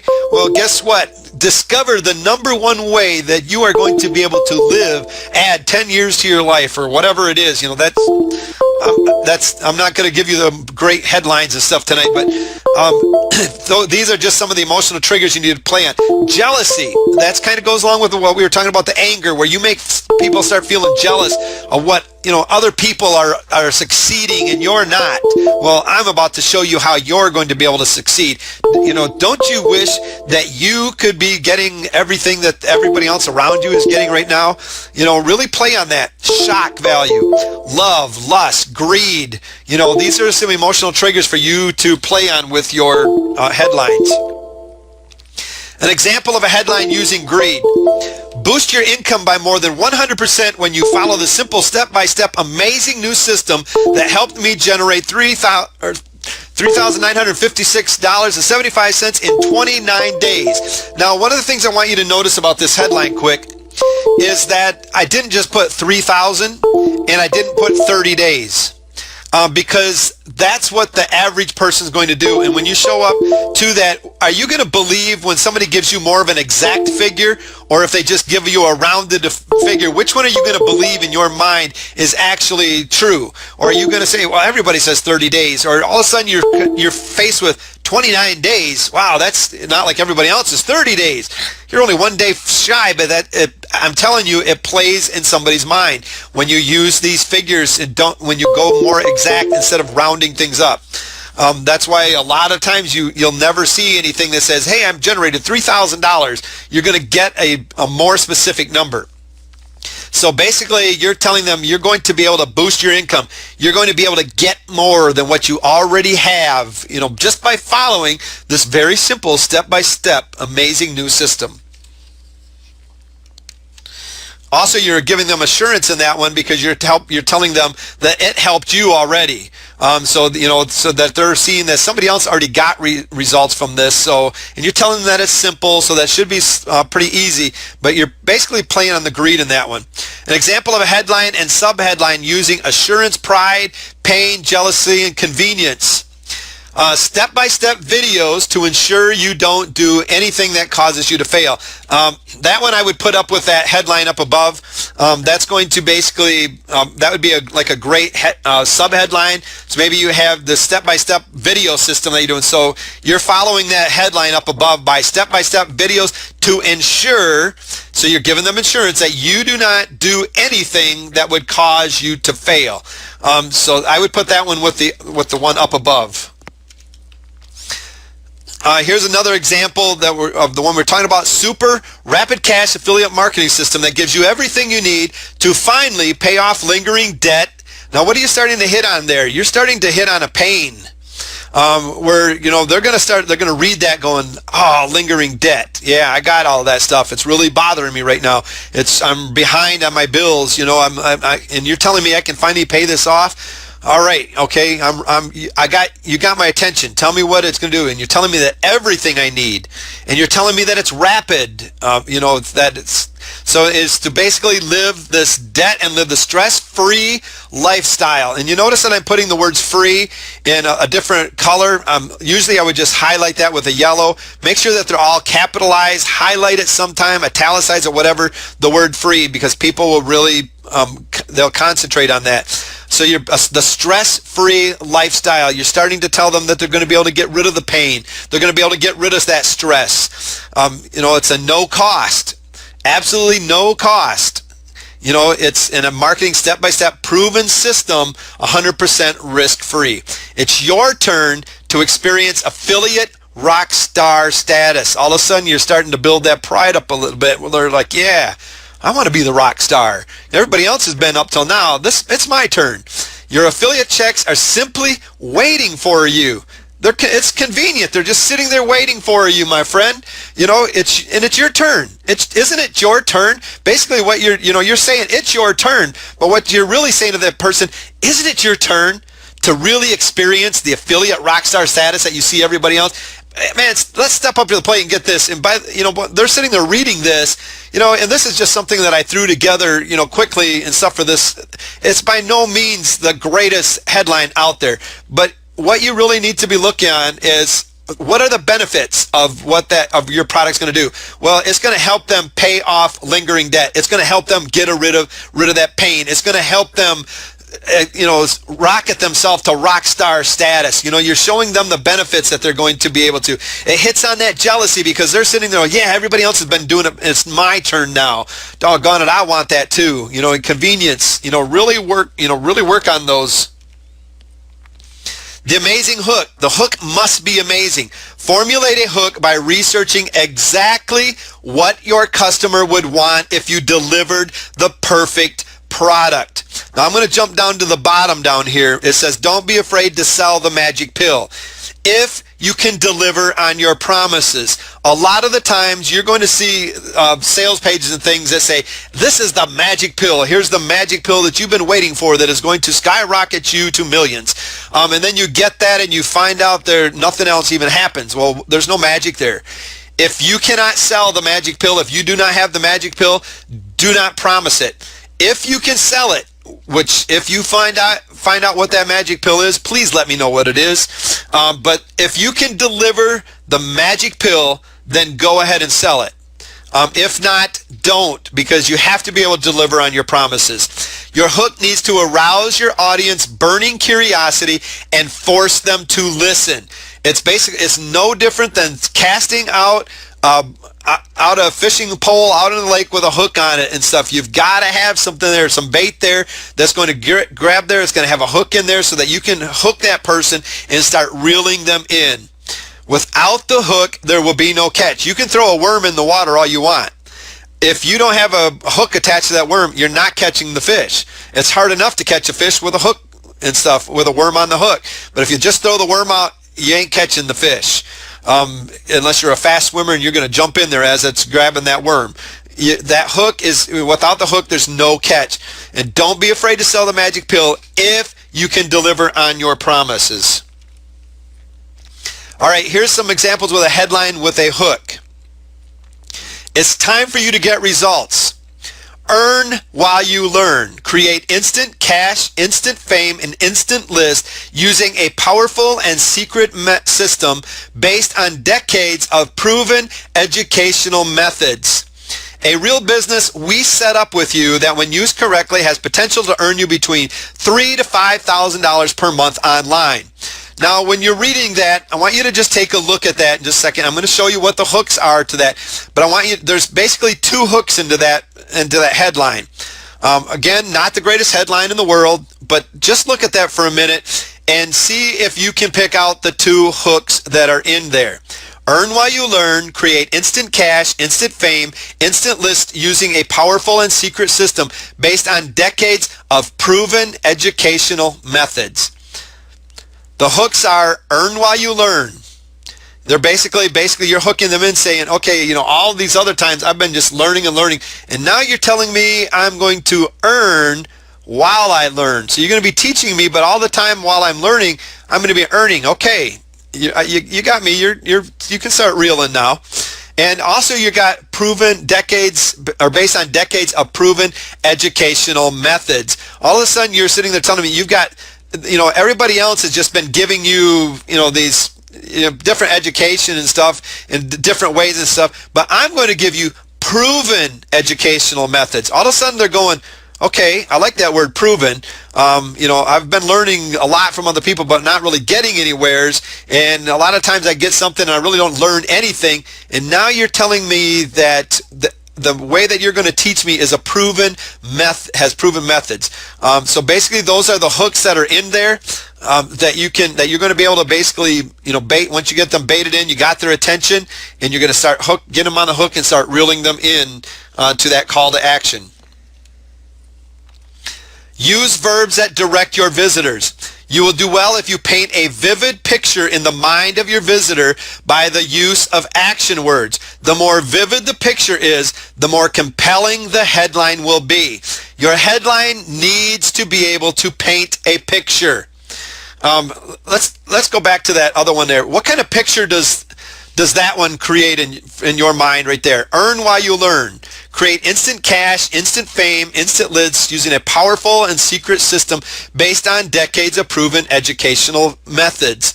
You're looking at a real business set up with you. So you start picturing in your mind, you're not going to be alone. You're not going to be sitting there all alone anymore. Somebody's going to be there with you.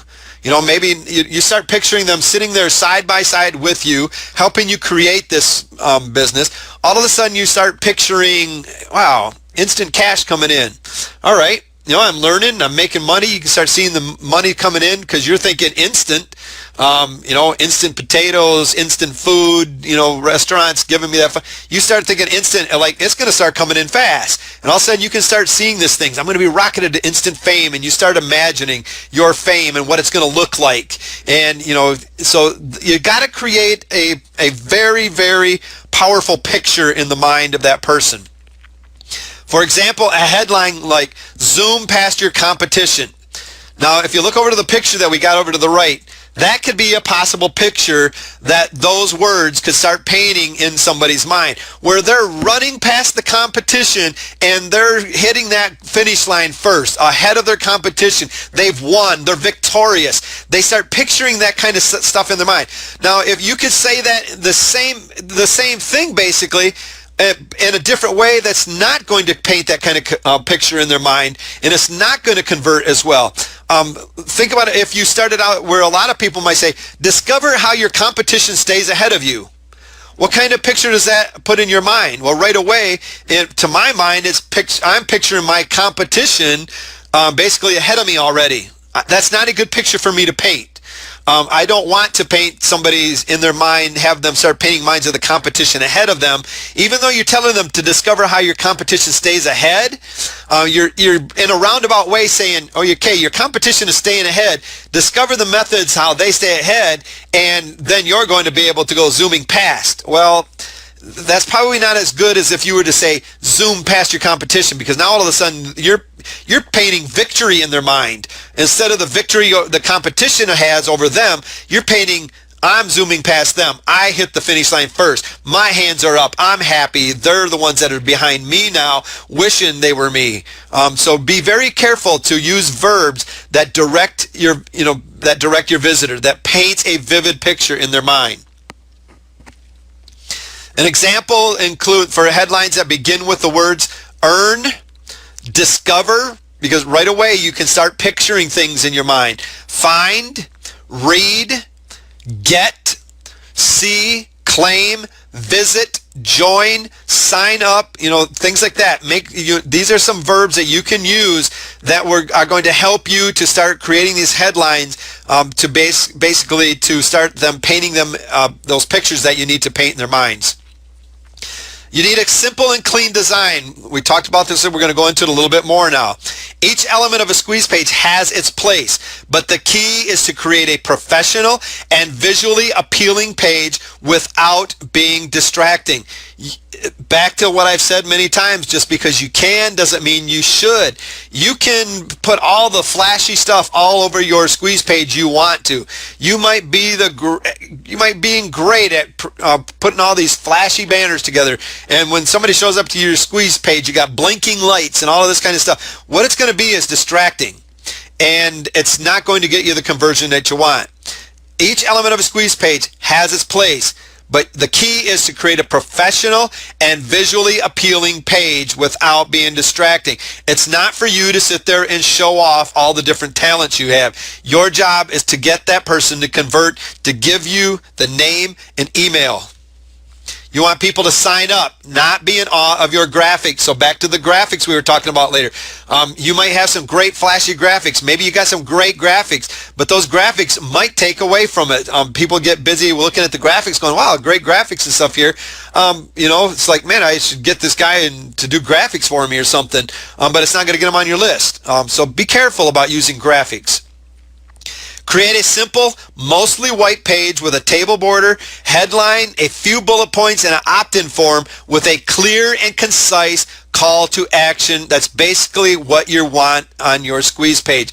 No banners, no AdSense, no outside links, no pop-ups. Now, there are going to be exceptions to your outside links. You may want to have a link down there that's going to give contact information, to put the person's their mind at ease and stuff, that they're going to be able to get a hold of you, or maybe give them a privacy policy that they can go check out or whatever. So at the link at the bottom, you might want to put those links because, basically they're going to give that person that assurance that, okay, they're not going to sell my email address. I'm not going to be spammed and stuff here. I can contact them. It gives them assurance to go ahead and give that name and email that you've already done a good job to get them there. The banners, What are they going to do with a banner? What do you want to do with a banner? Well, it's pretty enticing sometimes. Well, I want to click on it. Well, what happens if they click on that banner before they give you their name and email? Keep banners off of your, they don't belong on your squeeze page. I don't even like them on my blog. I want people coming to my blog. If I use a banner, it's going to blend in well. It's not going to be just sitting there flashing all over the place saying buy, buy, buy. I want people to come to my squeeze or to my blog saying, you know, I've got some good, valuable content for you to learn here. My number one goal is to deliver good value to you, not just to get you to buy. Those banners and stuff all of a sudden put in somebody's mind, they're after me to buy. Well, yeah, they understand that already, but don't put it in their mind anymore. AdSense, again, they're going to click on it if they're interested in the way they're going to go. You should include a privacy policy, contact information. It helps build trust, and people expect to see that. They already expect to see it, so they're not going to look at that. Usually they don't even touch it. It just puts in their mind. It gives them assurance. Make sure that your links open up in a new window. You're going to do this through the HTML code and stuff, and we'll get into that at a later time, a later date. But make sure that if you have any link that is going to direct them to any other place other than that squeeze page, that it opens up in a new window, so that when they click off of that, they are still on your squeeze page and they have not left. If you have that open up in the same window, when they click out, they've clicked off of your squeeze page, and if they have not given you your name and email, they're probably not going to come back looking. They're probably going to say, oh, well, I guess I didn't need it that bad anyways. And you just got their attention. You had them going, ready to hit that call to action, and they seen something to click away on, and, of course, they were curious, and away they went. And if it doesn't open up in a new window, you've lost them. Bulleted list of main benefits. Answer their question, what's in it for me?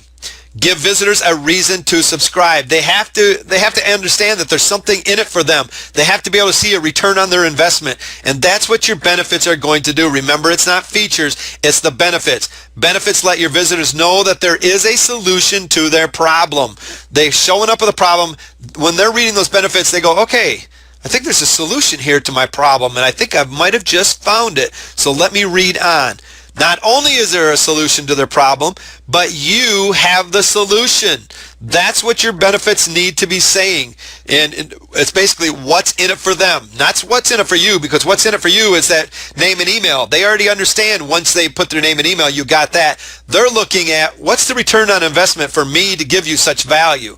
And most people really value their contact information. And when they give it up, they want to say, you know, what's going to be the return on the investment? I've got a problem here. Can you solve it? You're saying yes, and you're telling me that you have the solution. So, okay, let's go for this. All right, your opt-in form. Your opt-in form needs a way to take action. It needs to be above the fold.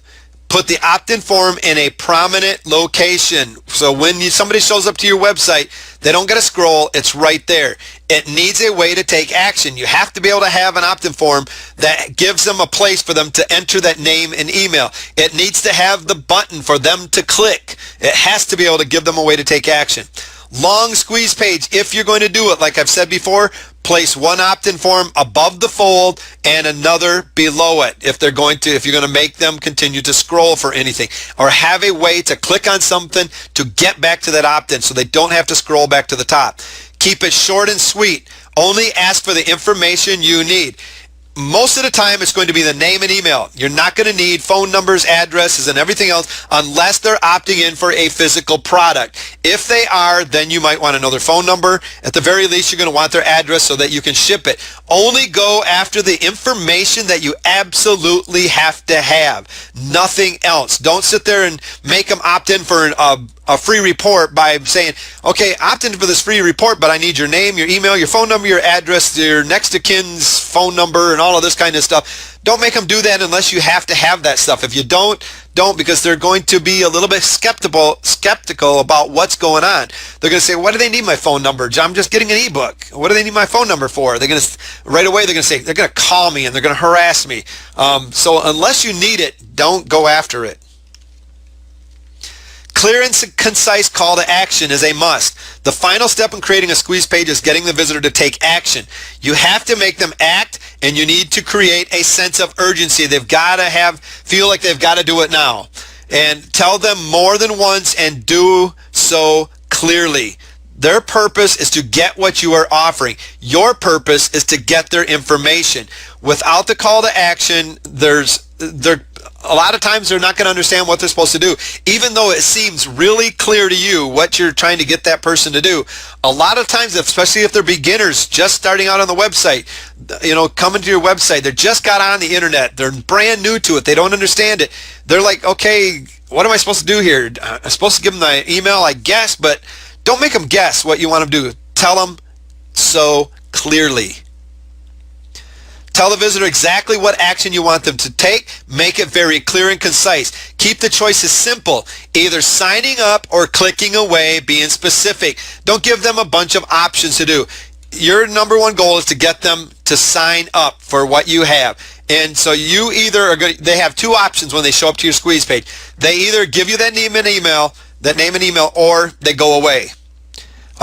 Be specific. Don't give them a bunch of choices like, well, if you want that, here, try this. Now, a lot of times if they go away, you can maybe do a pop, an exit pop where you say, hey, wait, you're leaving here. How about if I, even add more value to what I think I've done a pretty good job already, but let me add something else to that. Or maybe it was a low cost and you're giving it away for free now for them to, to opt in or whatever. That's the only time I would use maybe an exit pop or something like that. That's the only other kind of choice I would give them. But basically while they're on that squeeze page, it's either sign up or leave. An example, instead of avoid submit now, people do not like to submit now. It does work, but not as good as if you were to say, yes, send me my free video course. If you've got a free video course, you're saying yes. Basically, it's putting in their mind already that they're actually saying yes, because they're reading it. And once they read something, that it puts that into their mind like it's my idea. Yes, send me my free video course. And another thing that you really can do there that really helps do this is, let's say your name is George. You could say, yes, George, send me my free video course. What does that do? It now connects that person to you. It connects them to a name, something that they can maybe trust in a little bit more. They have somebody that they can start building a relationship with instead of just a squeeze page and a submit now button. They've got a name that they can start in their mind. A lot of times somebody will tell me something, give me somebody's name, and my mind will start thinking about how that person looks. So a lot of times you can use your name, and that really, really helps. But put in there basically, instead of submit now, say yes, and then what they're wanting. All right, here's just a basically thing. I just created this. It's this kind of a very, very simple squeeze page. Basically, you got your headline, and this is nothing great here. It's just I want to show you an example. Everything you're seeing here is all above the fold. You see when you show up to this, you immediately see that opt-in form. It's in a prominent position. But right away you see that, but you got to remember that headline's got to capture their attention. So, it's your turn to experience affiliate rockstar status, not the greatest, whatever. You got your graphics there. It's not loaded with a bunch of graphics. It's very clean and simple. Something very simple. What the graphic does, and I like to use this kind of graphics instead of header graphics and everything else all over my squeeze pages. But what this graphic does is you're telling them, that they're going to get step-by-step videos. You're giving them just a simple little graphic that they can start picturing something real in their mind instead of something that they're about to, they understand most of them that they're going to download. You might want to put underneath the graphic that this is just a digital, a picture of represent the digital product or whatever, but it puts in their mind that there's actually something real for them to get. And then you go through and you tell them your benefits. You caught their attention, they've seen something's real. Your benefits are, and you start explaining the benefits. Remember, keep them simple. Use your main benefits. I can help. Remember those three simple words. That's what you want to focus on these benefits, is that you're telling that person as they read the benefits, I can help. You just remember those 3 words when you're developing your benefits. Show the reader that there is a solution and that you have it as you're going through your benefits. And then you go over the next thing that you do. They've got your opt-in box. They see it there. They're wanting what you have.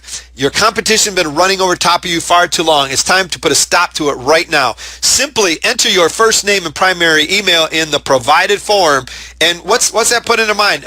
Basically, they're saying, you give me your first name and your primary email, and you're going to stop your competition from running over the top of you. They're like, yeah, okay. First name, primary email. It's the time for you to rise up and be seen. You told them exactly what you want them to do. Simply enter your first name, primary email in the provided form. You could do better yet. You could say down to just below or whatever. Your first name, primary email. Yes, send me my free video course. You're down there completely safe and confidential. We hate spam as much as you. You've seen all that before.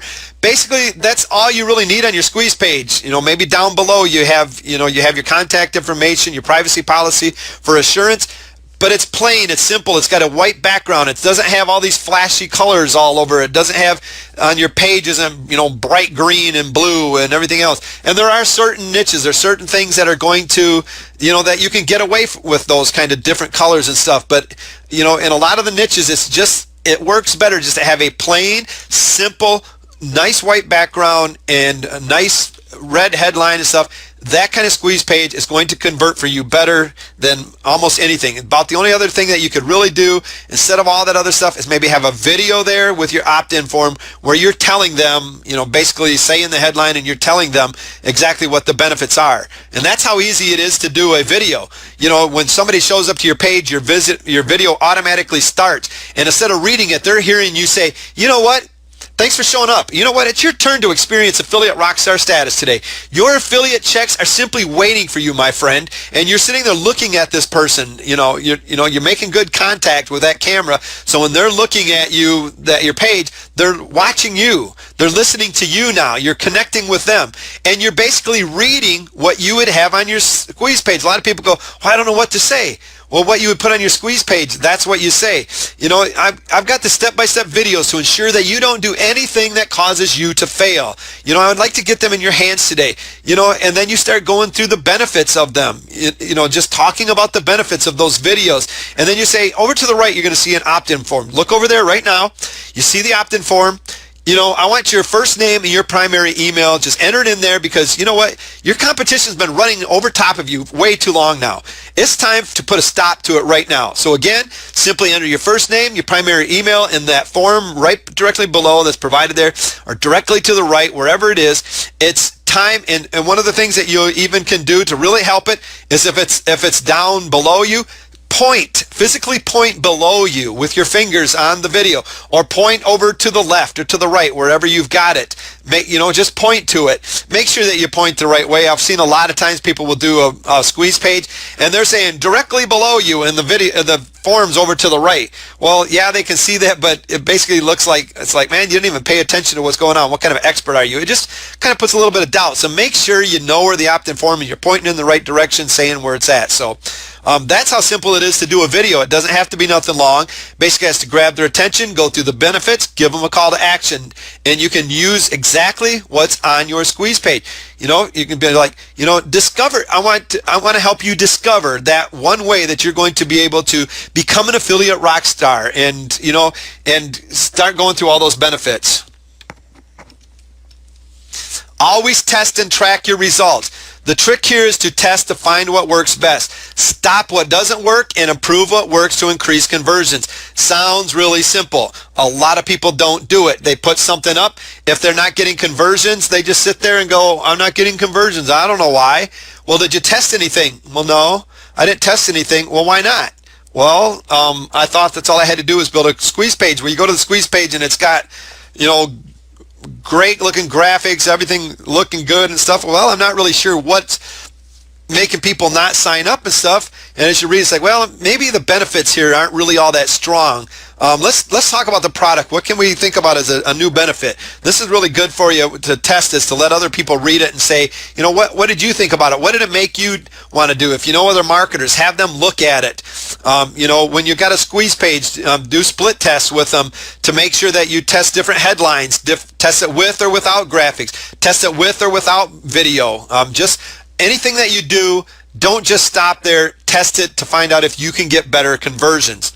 What's keeping you from creating a squeeze page right now? I want you to just think about that for a minute, because there's a lot of people that do not have a list. They do not have a squeeze page up. They don't have a free offer though. What in the world is stopping you right now from creating that squeeze page and building your list? I want you to just think about that. List building with ad swaps. So I'm going to show you a few ways that you can kind of build your list. They're kind of little traffic methods where you can build your list, and some quick ones. First one that we want to talk about is list building with ad swaps. An ad swap is where you find a like-minded partner with a list size that is broadly similar to yours, and then you mail for the other person and they mail for you. Now what we're talking about is broadly similar. You don't want somebody that's got the exactly same thing as you do. If somebody's got the exact same thing as you do, why do they want to send them to your list instead of them, building it themselves, their list with their own products and stuff like that? So it's got to be, make sure that's like a good fit for your product. So maybe you've got your list is, you're basically known as the expert list builder, and somebody else has got something with traffic. So you can maybe use that person, to do ad swaps, where basically they're just doing nothing more than mailing out to their list for your offer to send them to your squeeze page, and you're basically doing the same for them. Like-minded partner will send a message to their list letting their subscribers know what giveaways you have on your squeeze page. You do the same for their squeeze page on your list. You provide each other the mails to send. So basically you're going to create emails, we call them swipe emails, where you know your product, you know what works, so you write some emails for them to use basically as a template to go with. You put your link in there to your thing. A lot of times you can use an affiliate link for them they can go through, so if you have some kind of back-end offer. One of the things I want to talk to you about it with ad swaps, that's kind of off topic here a little bit, is if you're doing that, you got somebody sending you traffic to your squeeze page and you're doing the same for them. Monetize it. This will help in a couple different ways. First of all is the way that, first going to pop into your head is if you get them on your list and then you sell them something, you're going to make sales. You're going to make money. Great. Well, what about if that person you're doing an ad swap, you're trying to get them to do an ad swap, understands that you have a back-end marketing so that if you send them to that they're going to make profit from that as well. How much more do you think that person's going to want to send out for you? They're going to want to send you as much traffic as possible for you to make more sales for them. So basically send the email with the link in there and you're basically ready to go. As you build a bigger list, you will be able to ad swap with other people who have bigger lists. What you're looking for when you're doing ad swaps is people that have list size that are similar to yours or bigger. It's going to be easier for you to do the list size that are similar to then get people that have bigger lists. Now, one good way that you can do this, if somebody has a bigger list than you, because the way that they're looking at it in their mind is say, my list is bigger than yours, I'm sending you more traffic than you are to me. Well, a way around that is sometimes works is to say to that person, look, you only have to send, I understand you have 100,000 people and I only have maybe 10,000 people, or I have 25,000 people or whatever. I understand you have this big list. You just mail once. I will mail several times to your list or to my list to send traffic to it and stuff. I won't just do it a one-time hit. I'll hit my list 2 or 3 times for you to make up for you just doing that one time. So a lot of times they'll say, okay, well, a lot of times, you send out an email and you get a certain amount of people that are going to pay attention to it and stuff. A lot of people won't pay attention to it, and it seems strange, and a lot of people will go, man, you sent me 3 emails. Well, you paid attention to the third one because you noticed it was there. But a lot of people will not take any kind of action until they've seen it several different times. They say, you got to get something in front of somebody 7 times before they take action a lot of times. So you're sending just once. So you got that big partner. They're just sending once. They understand that everybody's, on their list is not going to opt into your form. But they understand that you sending it several times is probably going to get the same kind of results because you're putting it in front of your list more times and you're getting it out, getting it there for them. So that's one way that if somebody has a bigger list that you can possibly do an ad swap with them and get them to say yes. Always have a back-end strategy in place. It's going to help you get people to do ad swaps, and it's going to help you have an income coming in. Always have a back-end strategy in place no matter what's going on in your business. Ad swap, the critical elements of an ad swap: equal traffic and exposure. Both parties ought to have an email list with a decent amount of subscribers. Both parties have an equivalent audience reach and traffic count. And as we were talking about before, if theirs is bigger, I gave you kind of a way that you can go about hoping to get a yes out of them. Fair placement and exposure. Exchange ads that are displayed in a similar fashion. So if they're sending out an email to your list, don't you go and just put a banner on your blog, especially if your blog is not getting a bunch of traffic. Maybe your ad swap is basically you're swapping banners and you're putting a banner on your blog, they're putting one on their blog. That is displayed in a similar fashion, and that's what you want. If they're sending an email, you send an email. If you're sending putting a banner on your blog, that's what they're going to do. So, and if they're putting it in a nice prominent position, so better you. Don't bury it. You want to keep things fair, the same exposure, and basically the same display in a similar fashion. High relevancy ad. Message must be relevant to the page or site where it is placed, and vice versa for your partner. Don't place some kind of ad or send out some email to a list that's not even targeted for what they are. If you are, expect them to do the same thing for you. If they're sending out to their highly targeted list for what you have, why would you send it to anything less for yours? Make sure that you're treating each other fairly in this, and remember, always follow through on what you say. Do your part. If you tell somebody you're doing these ad swaps, they email for you, and you told them you're emailing for them, follow through. Make sure that people can learn to depend on you. All right, the one drawback to an ad swap. Now and again, you're going to arrange a swap with someone that is not playing straight with you, and it's going to happen.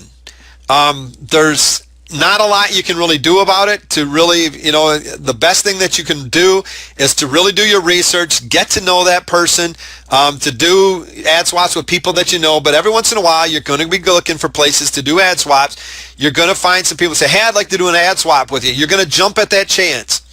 They may tell you that they have a large email list. They're probably sitting there. They could even tell you, it's like, I understand you only got 5,000. I've got 50,000 on my list. I'm really going to do a great job. So let's do this swap with you. And not only do I got 50,000, but it's really responsive. When in fact, they probably don't even have a list more than 50, 100 people on it or whatever. What they're looking for is to grow their list from yours. And you're going to run across these people that are going to not be honest with you. It's a fact of life. The only way to get around that is to really research and know the people that you're working with. Maybe ask other people if they've done anything with that person. Maybe ask that person for references or whatever, so that you can, do the best that you can to really know that person, because there are people that will play dishonest. There's people out there that are only out for themselves, and you're going to run into them. You've probably run into them already. Where to find ad swaps? Some of the best places to find ad swap partners in the internet marketing niches are joint venture section of the Warrior Forum. It is a great place. Go to the Warrior Forum, just warriorforum.com. Go to the joint venture section, and you'll find people that are looking to do ad swaps. You can say, advertise that you're looking for ad swaps. You can go to I Am Ad Swaps. You can sign up for free, and basically it just puts you in a position to find other people that are looking to do ad swaps. So in the I Am niche, those are where I probably would go if I wanted to do an ad swap. Would be the Warrior Forum, the joint venture section, or the IamAdswaps.com. Outside of the IM, you can find ad swaps by searching around your niche's top forums. So basically in and all the forums and stuff, whatever niche you're in, there's going to be a forum. Go in there in the forum and look to find ad swaps. A lot of niches might not even have a clue what you're talking about.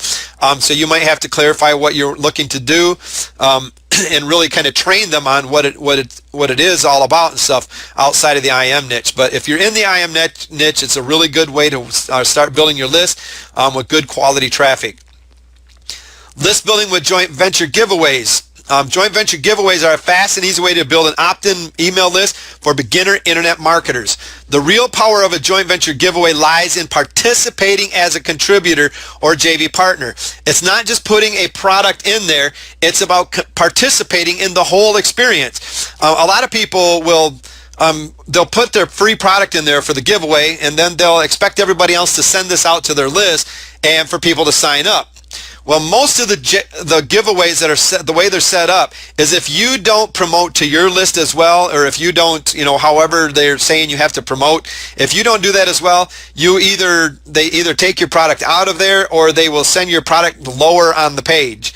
And a lot of them will do it. The more you help promote the giveaway, the higher your product will go on the page. So the real power of a giveaway is in the participation. It's not about just putting a product out there to give away. You can build a huge list in a short amount of time by leveraging the promotional efforts of all the participants. So everybody who's wanting to build their list, everybody's got their products on here. You've seen giveaways before where you're saying, hey, I've got this great giveaway, go here, sign up, and basically get all these products for free. And then each one of the individual products will basically lead you to a squeeze page that you'll have to enter your name and email to sign up for the product. And that's why you want to really participate, especially if they're putting yours up higher the more you participate, because a lot of times they'll start going, when the person shows up to the page, what are they going to see first? They're going to go through, wow, good. After a while, they're like, I'm tired of putting my name and email in, and they're going to leave. Maybe come back to it later, maybe not. So the participation is the real power. What you need for a JV giveaway, here's kind of the blueprint. A quality hosting account. You can use Lunar Pages, HostGator, Bluehost, all three very good hosting accounts. A professional autoresponder to manage your list. You're building a list. You have to have some place to manage it. Aweber, it's what I recommend. GetResponse, One Shopping Cart, Infusionsoft. You need a gift of awesome value to give away. Ebook, software, a video, a collection of web page graphics or templates, maybe a free report, membership to various websites, so maybe it's a free membership, a series of live webinars or teleseminars. You haven't even done them yet, but you're going to be doing a free webinar or teleseminar series, and they're signing up for it. Use your imagination. A lot of marketing, if you would just use your imagination, you would really be able to get farther ahead. If you just can't come up with a good thing, use PLR if you don't have one of your own. A lot of people will grab a PLR product and they'll use that as your giveaway. Now, if you're grabbing a private label right product, make sure you have the right to give it away. If not, you're not going to be able to use it in the giveaway. So you're going to have to grab a private label right product that also has giveaway rights with it for you to be able to make it your own and give it away as well. So basically you need a hosting account because you got to set up your product pages. You got to set up your, for your product, everything. You need to set up your squeeze page, all of that. You have to have your hosting account, your autoresponder to manage your list and to put your follow-up messages in. You need a gift of awesome value. It has to be something that they want to sign up for. You need an image of your gift. This is not something that's needed, but again, it puts in the mind of that person looking at it, it's more of a perceived value that there's actually something there they're going to get. You need a compelling title and description for your product. This is not some long blown out sales page that you have the opportunity to really sell this person. This is going to be something, and if you work with Twitter at all, you got good practice on this. You've got to be able to basically give a compelling title and the description of your product in a short little paragraph that is going to make that person to want to opt in to your product over top of the other products that are there. A lead capture page. You got to have a squeeze page set up. A thank you page and a download page where basically you're thanking them for signing up, and a download page for them to get the product that they just signed up for. You need a one-time offer page. This is where the real power comes in. Again, the back end strategy is once you have them, they sign up for this free gift. There's nothing saying that you can't say, thank you for registering for my product. How would you like to buy this? And now, of course, you're not going to say it just like that. You're going to say, or you've got on your thank you page or something where you've got some kind of unadvertised bonus for them to get, to sign up for or something. Have something else for them to get. They're interested in what you got right now, so why wouldn't you offer them something else? And you need a follow-up email series. You need something to be able to follow up with your the leads that you just got, because if they didn't buy your one-time offer, or if you didn't have a one-time offer, you didn't want to go that direction, you have to get them to buy. So now you need a follow-up series to build that relationship and to get them to turn them into a buyer. You can start a blog. This is the quickest way to have a presence online, is by installing a blog. A WordPress blog is preferred. Do it due to its user friendliness and its ability to be customized. I don't recommend the free ones. A lot of times people get into they start up these free ones, just to generate traffic. I'm not saying don't use them, because you can use them to still generate traffic, but make sure that your main blog is a hosted blog that you're having hosted by a company instead of the free one, so that you can monetize it, so that you can customize it. Put an opt-in box on your blog. Create an opt-in box where people will enter their name and email address. You can either do it a couple different ways. You can put a text widget, and I recommend doing it both. You have your text widget, so make sure your blog, the theme that you're using, has widgets. Basically you're going to get your web form code from your Aweber. If you're using Aweber, you're going to take that code, put it into a text widget, and in one of your columns there, you'll find this in the back of your blogs. That's for another webinar. But basically, you put that text in a text widget, basically your opt-in box is going to show up. Or you can do it when they go to leave your blog. You can get a script that's going to put an exit pop-up where it's saying, hey, see that you're leaving. How about this free offer that I got for you? I recommend using both. If you don't get them while they're on the blog, maybe you can get them when you're reading. But whatever your website is, have a place to capitalize and get that name and email. Build a large blog readership. Consistency is the key. If you're posting quality information on a consistent basis, or if you're adding videos and audios that help your niche to learn something new or to engage their imagination, you will get people signing up for your list. If you're providing good value, people are going to sign up and they're going to want to stick with you to continue to get that value. So you need to provide good, consistent value. The main thing about blogging, yes, it's in the keywords that you use in your blog post. Yes, it's in the titles of your blog. All of that is great, but the main thing that is going to get you the traffic that you need is being consistent with your posting. Not just posting once or twice a month or whatever. Being consistent, whether it's every day, 2 times a day, 2 or 3 times a week. Stay consistent and provide good quality information. You can also guest post on other blogs and promote your offers or link back to your blogs. So maybe you find other blogs that are related to yours where you do a guest blog post and then you send them back to yours to be able to sign up. Or you do, say it's, and in that guest post or whatever, saying, I've got also, while I'm here, I'd like to give you a free offer, and you send them to your squeeze page. Know your list, who's on them and what they bought. Very quickly, we're going to go into just a little bit of list segregation. You need to know who's on your list. You need to know who's on your list that has not bought anything. You need to know who the people are on your list that have bought something. And here's basically a very simple way that you can set this all up. First of all, if somebody comes to your sales page, you could start with your squeeze page if you want, but we're going to start with our sales page. If they come to your sales page, you do not make a sale. You're going to either through an exit pop or at the very bottom of your page say, hey, wait, you took the time to read this page. How would you, I want to make sure, I want to reward you for just showing up today. So have some ways for them to opt in and give them a free offer and get them on the free list, where basically now you have a chance to build a relationship with that person and get them to turn them into a buyer. But you didn't lose them. They didn't just show up to your sales page and leave. You got them on your list. So you gave them some kind of an offer. If they bought your front end sale from that sales page, you're going to want to send them to something different. Well, right away you're going to want to send them to a one-time offer. If they choose to not take the one-time offer, all they bought was the front end, basically no OTO sale, you're going to send them to a thank you page, and you're going to say, where would you like, thank you for purchasing. I need to know where to send your download page. Please give me your name and email, and I will send your downloads to you right away. Don't just send them the page right away. You're like, if you're using shopping cart or whatever, you're going to get them on the list through shopping cart if you set one up, and you're going to at least get them, their information there. But if you're using something different as your autoresponder, you want to get them on that list. So it's like, thank you for purchasing. Where do I send their download? They're going to sign up for it because they want what they just purchased. They're not even going to hesitate. They're going to put their name and email. They're used to doing it. They're now going to be on a new list that says they bought your front end product.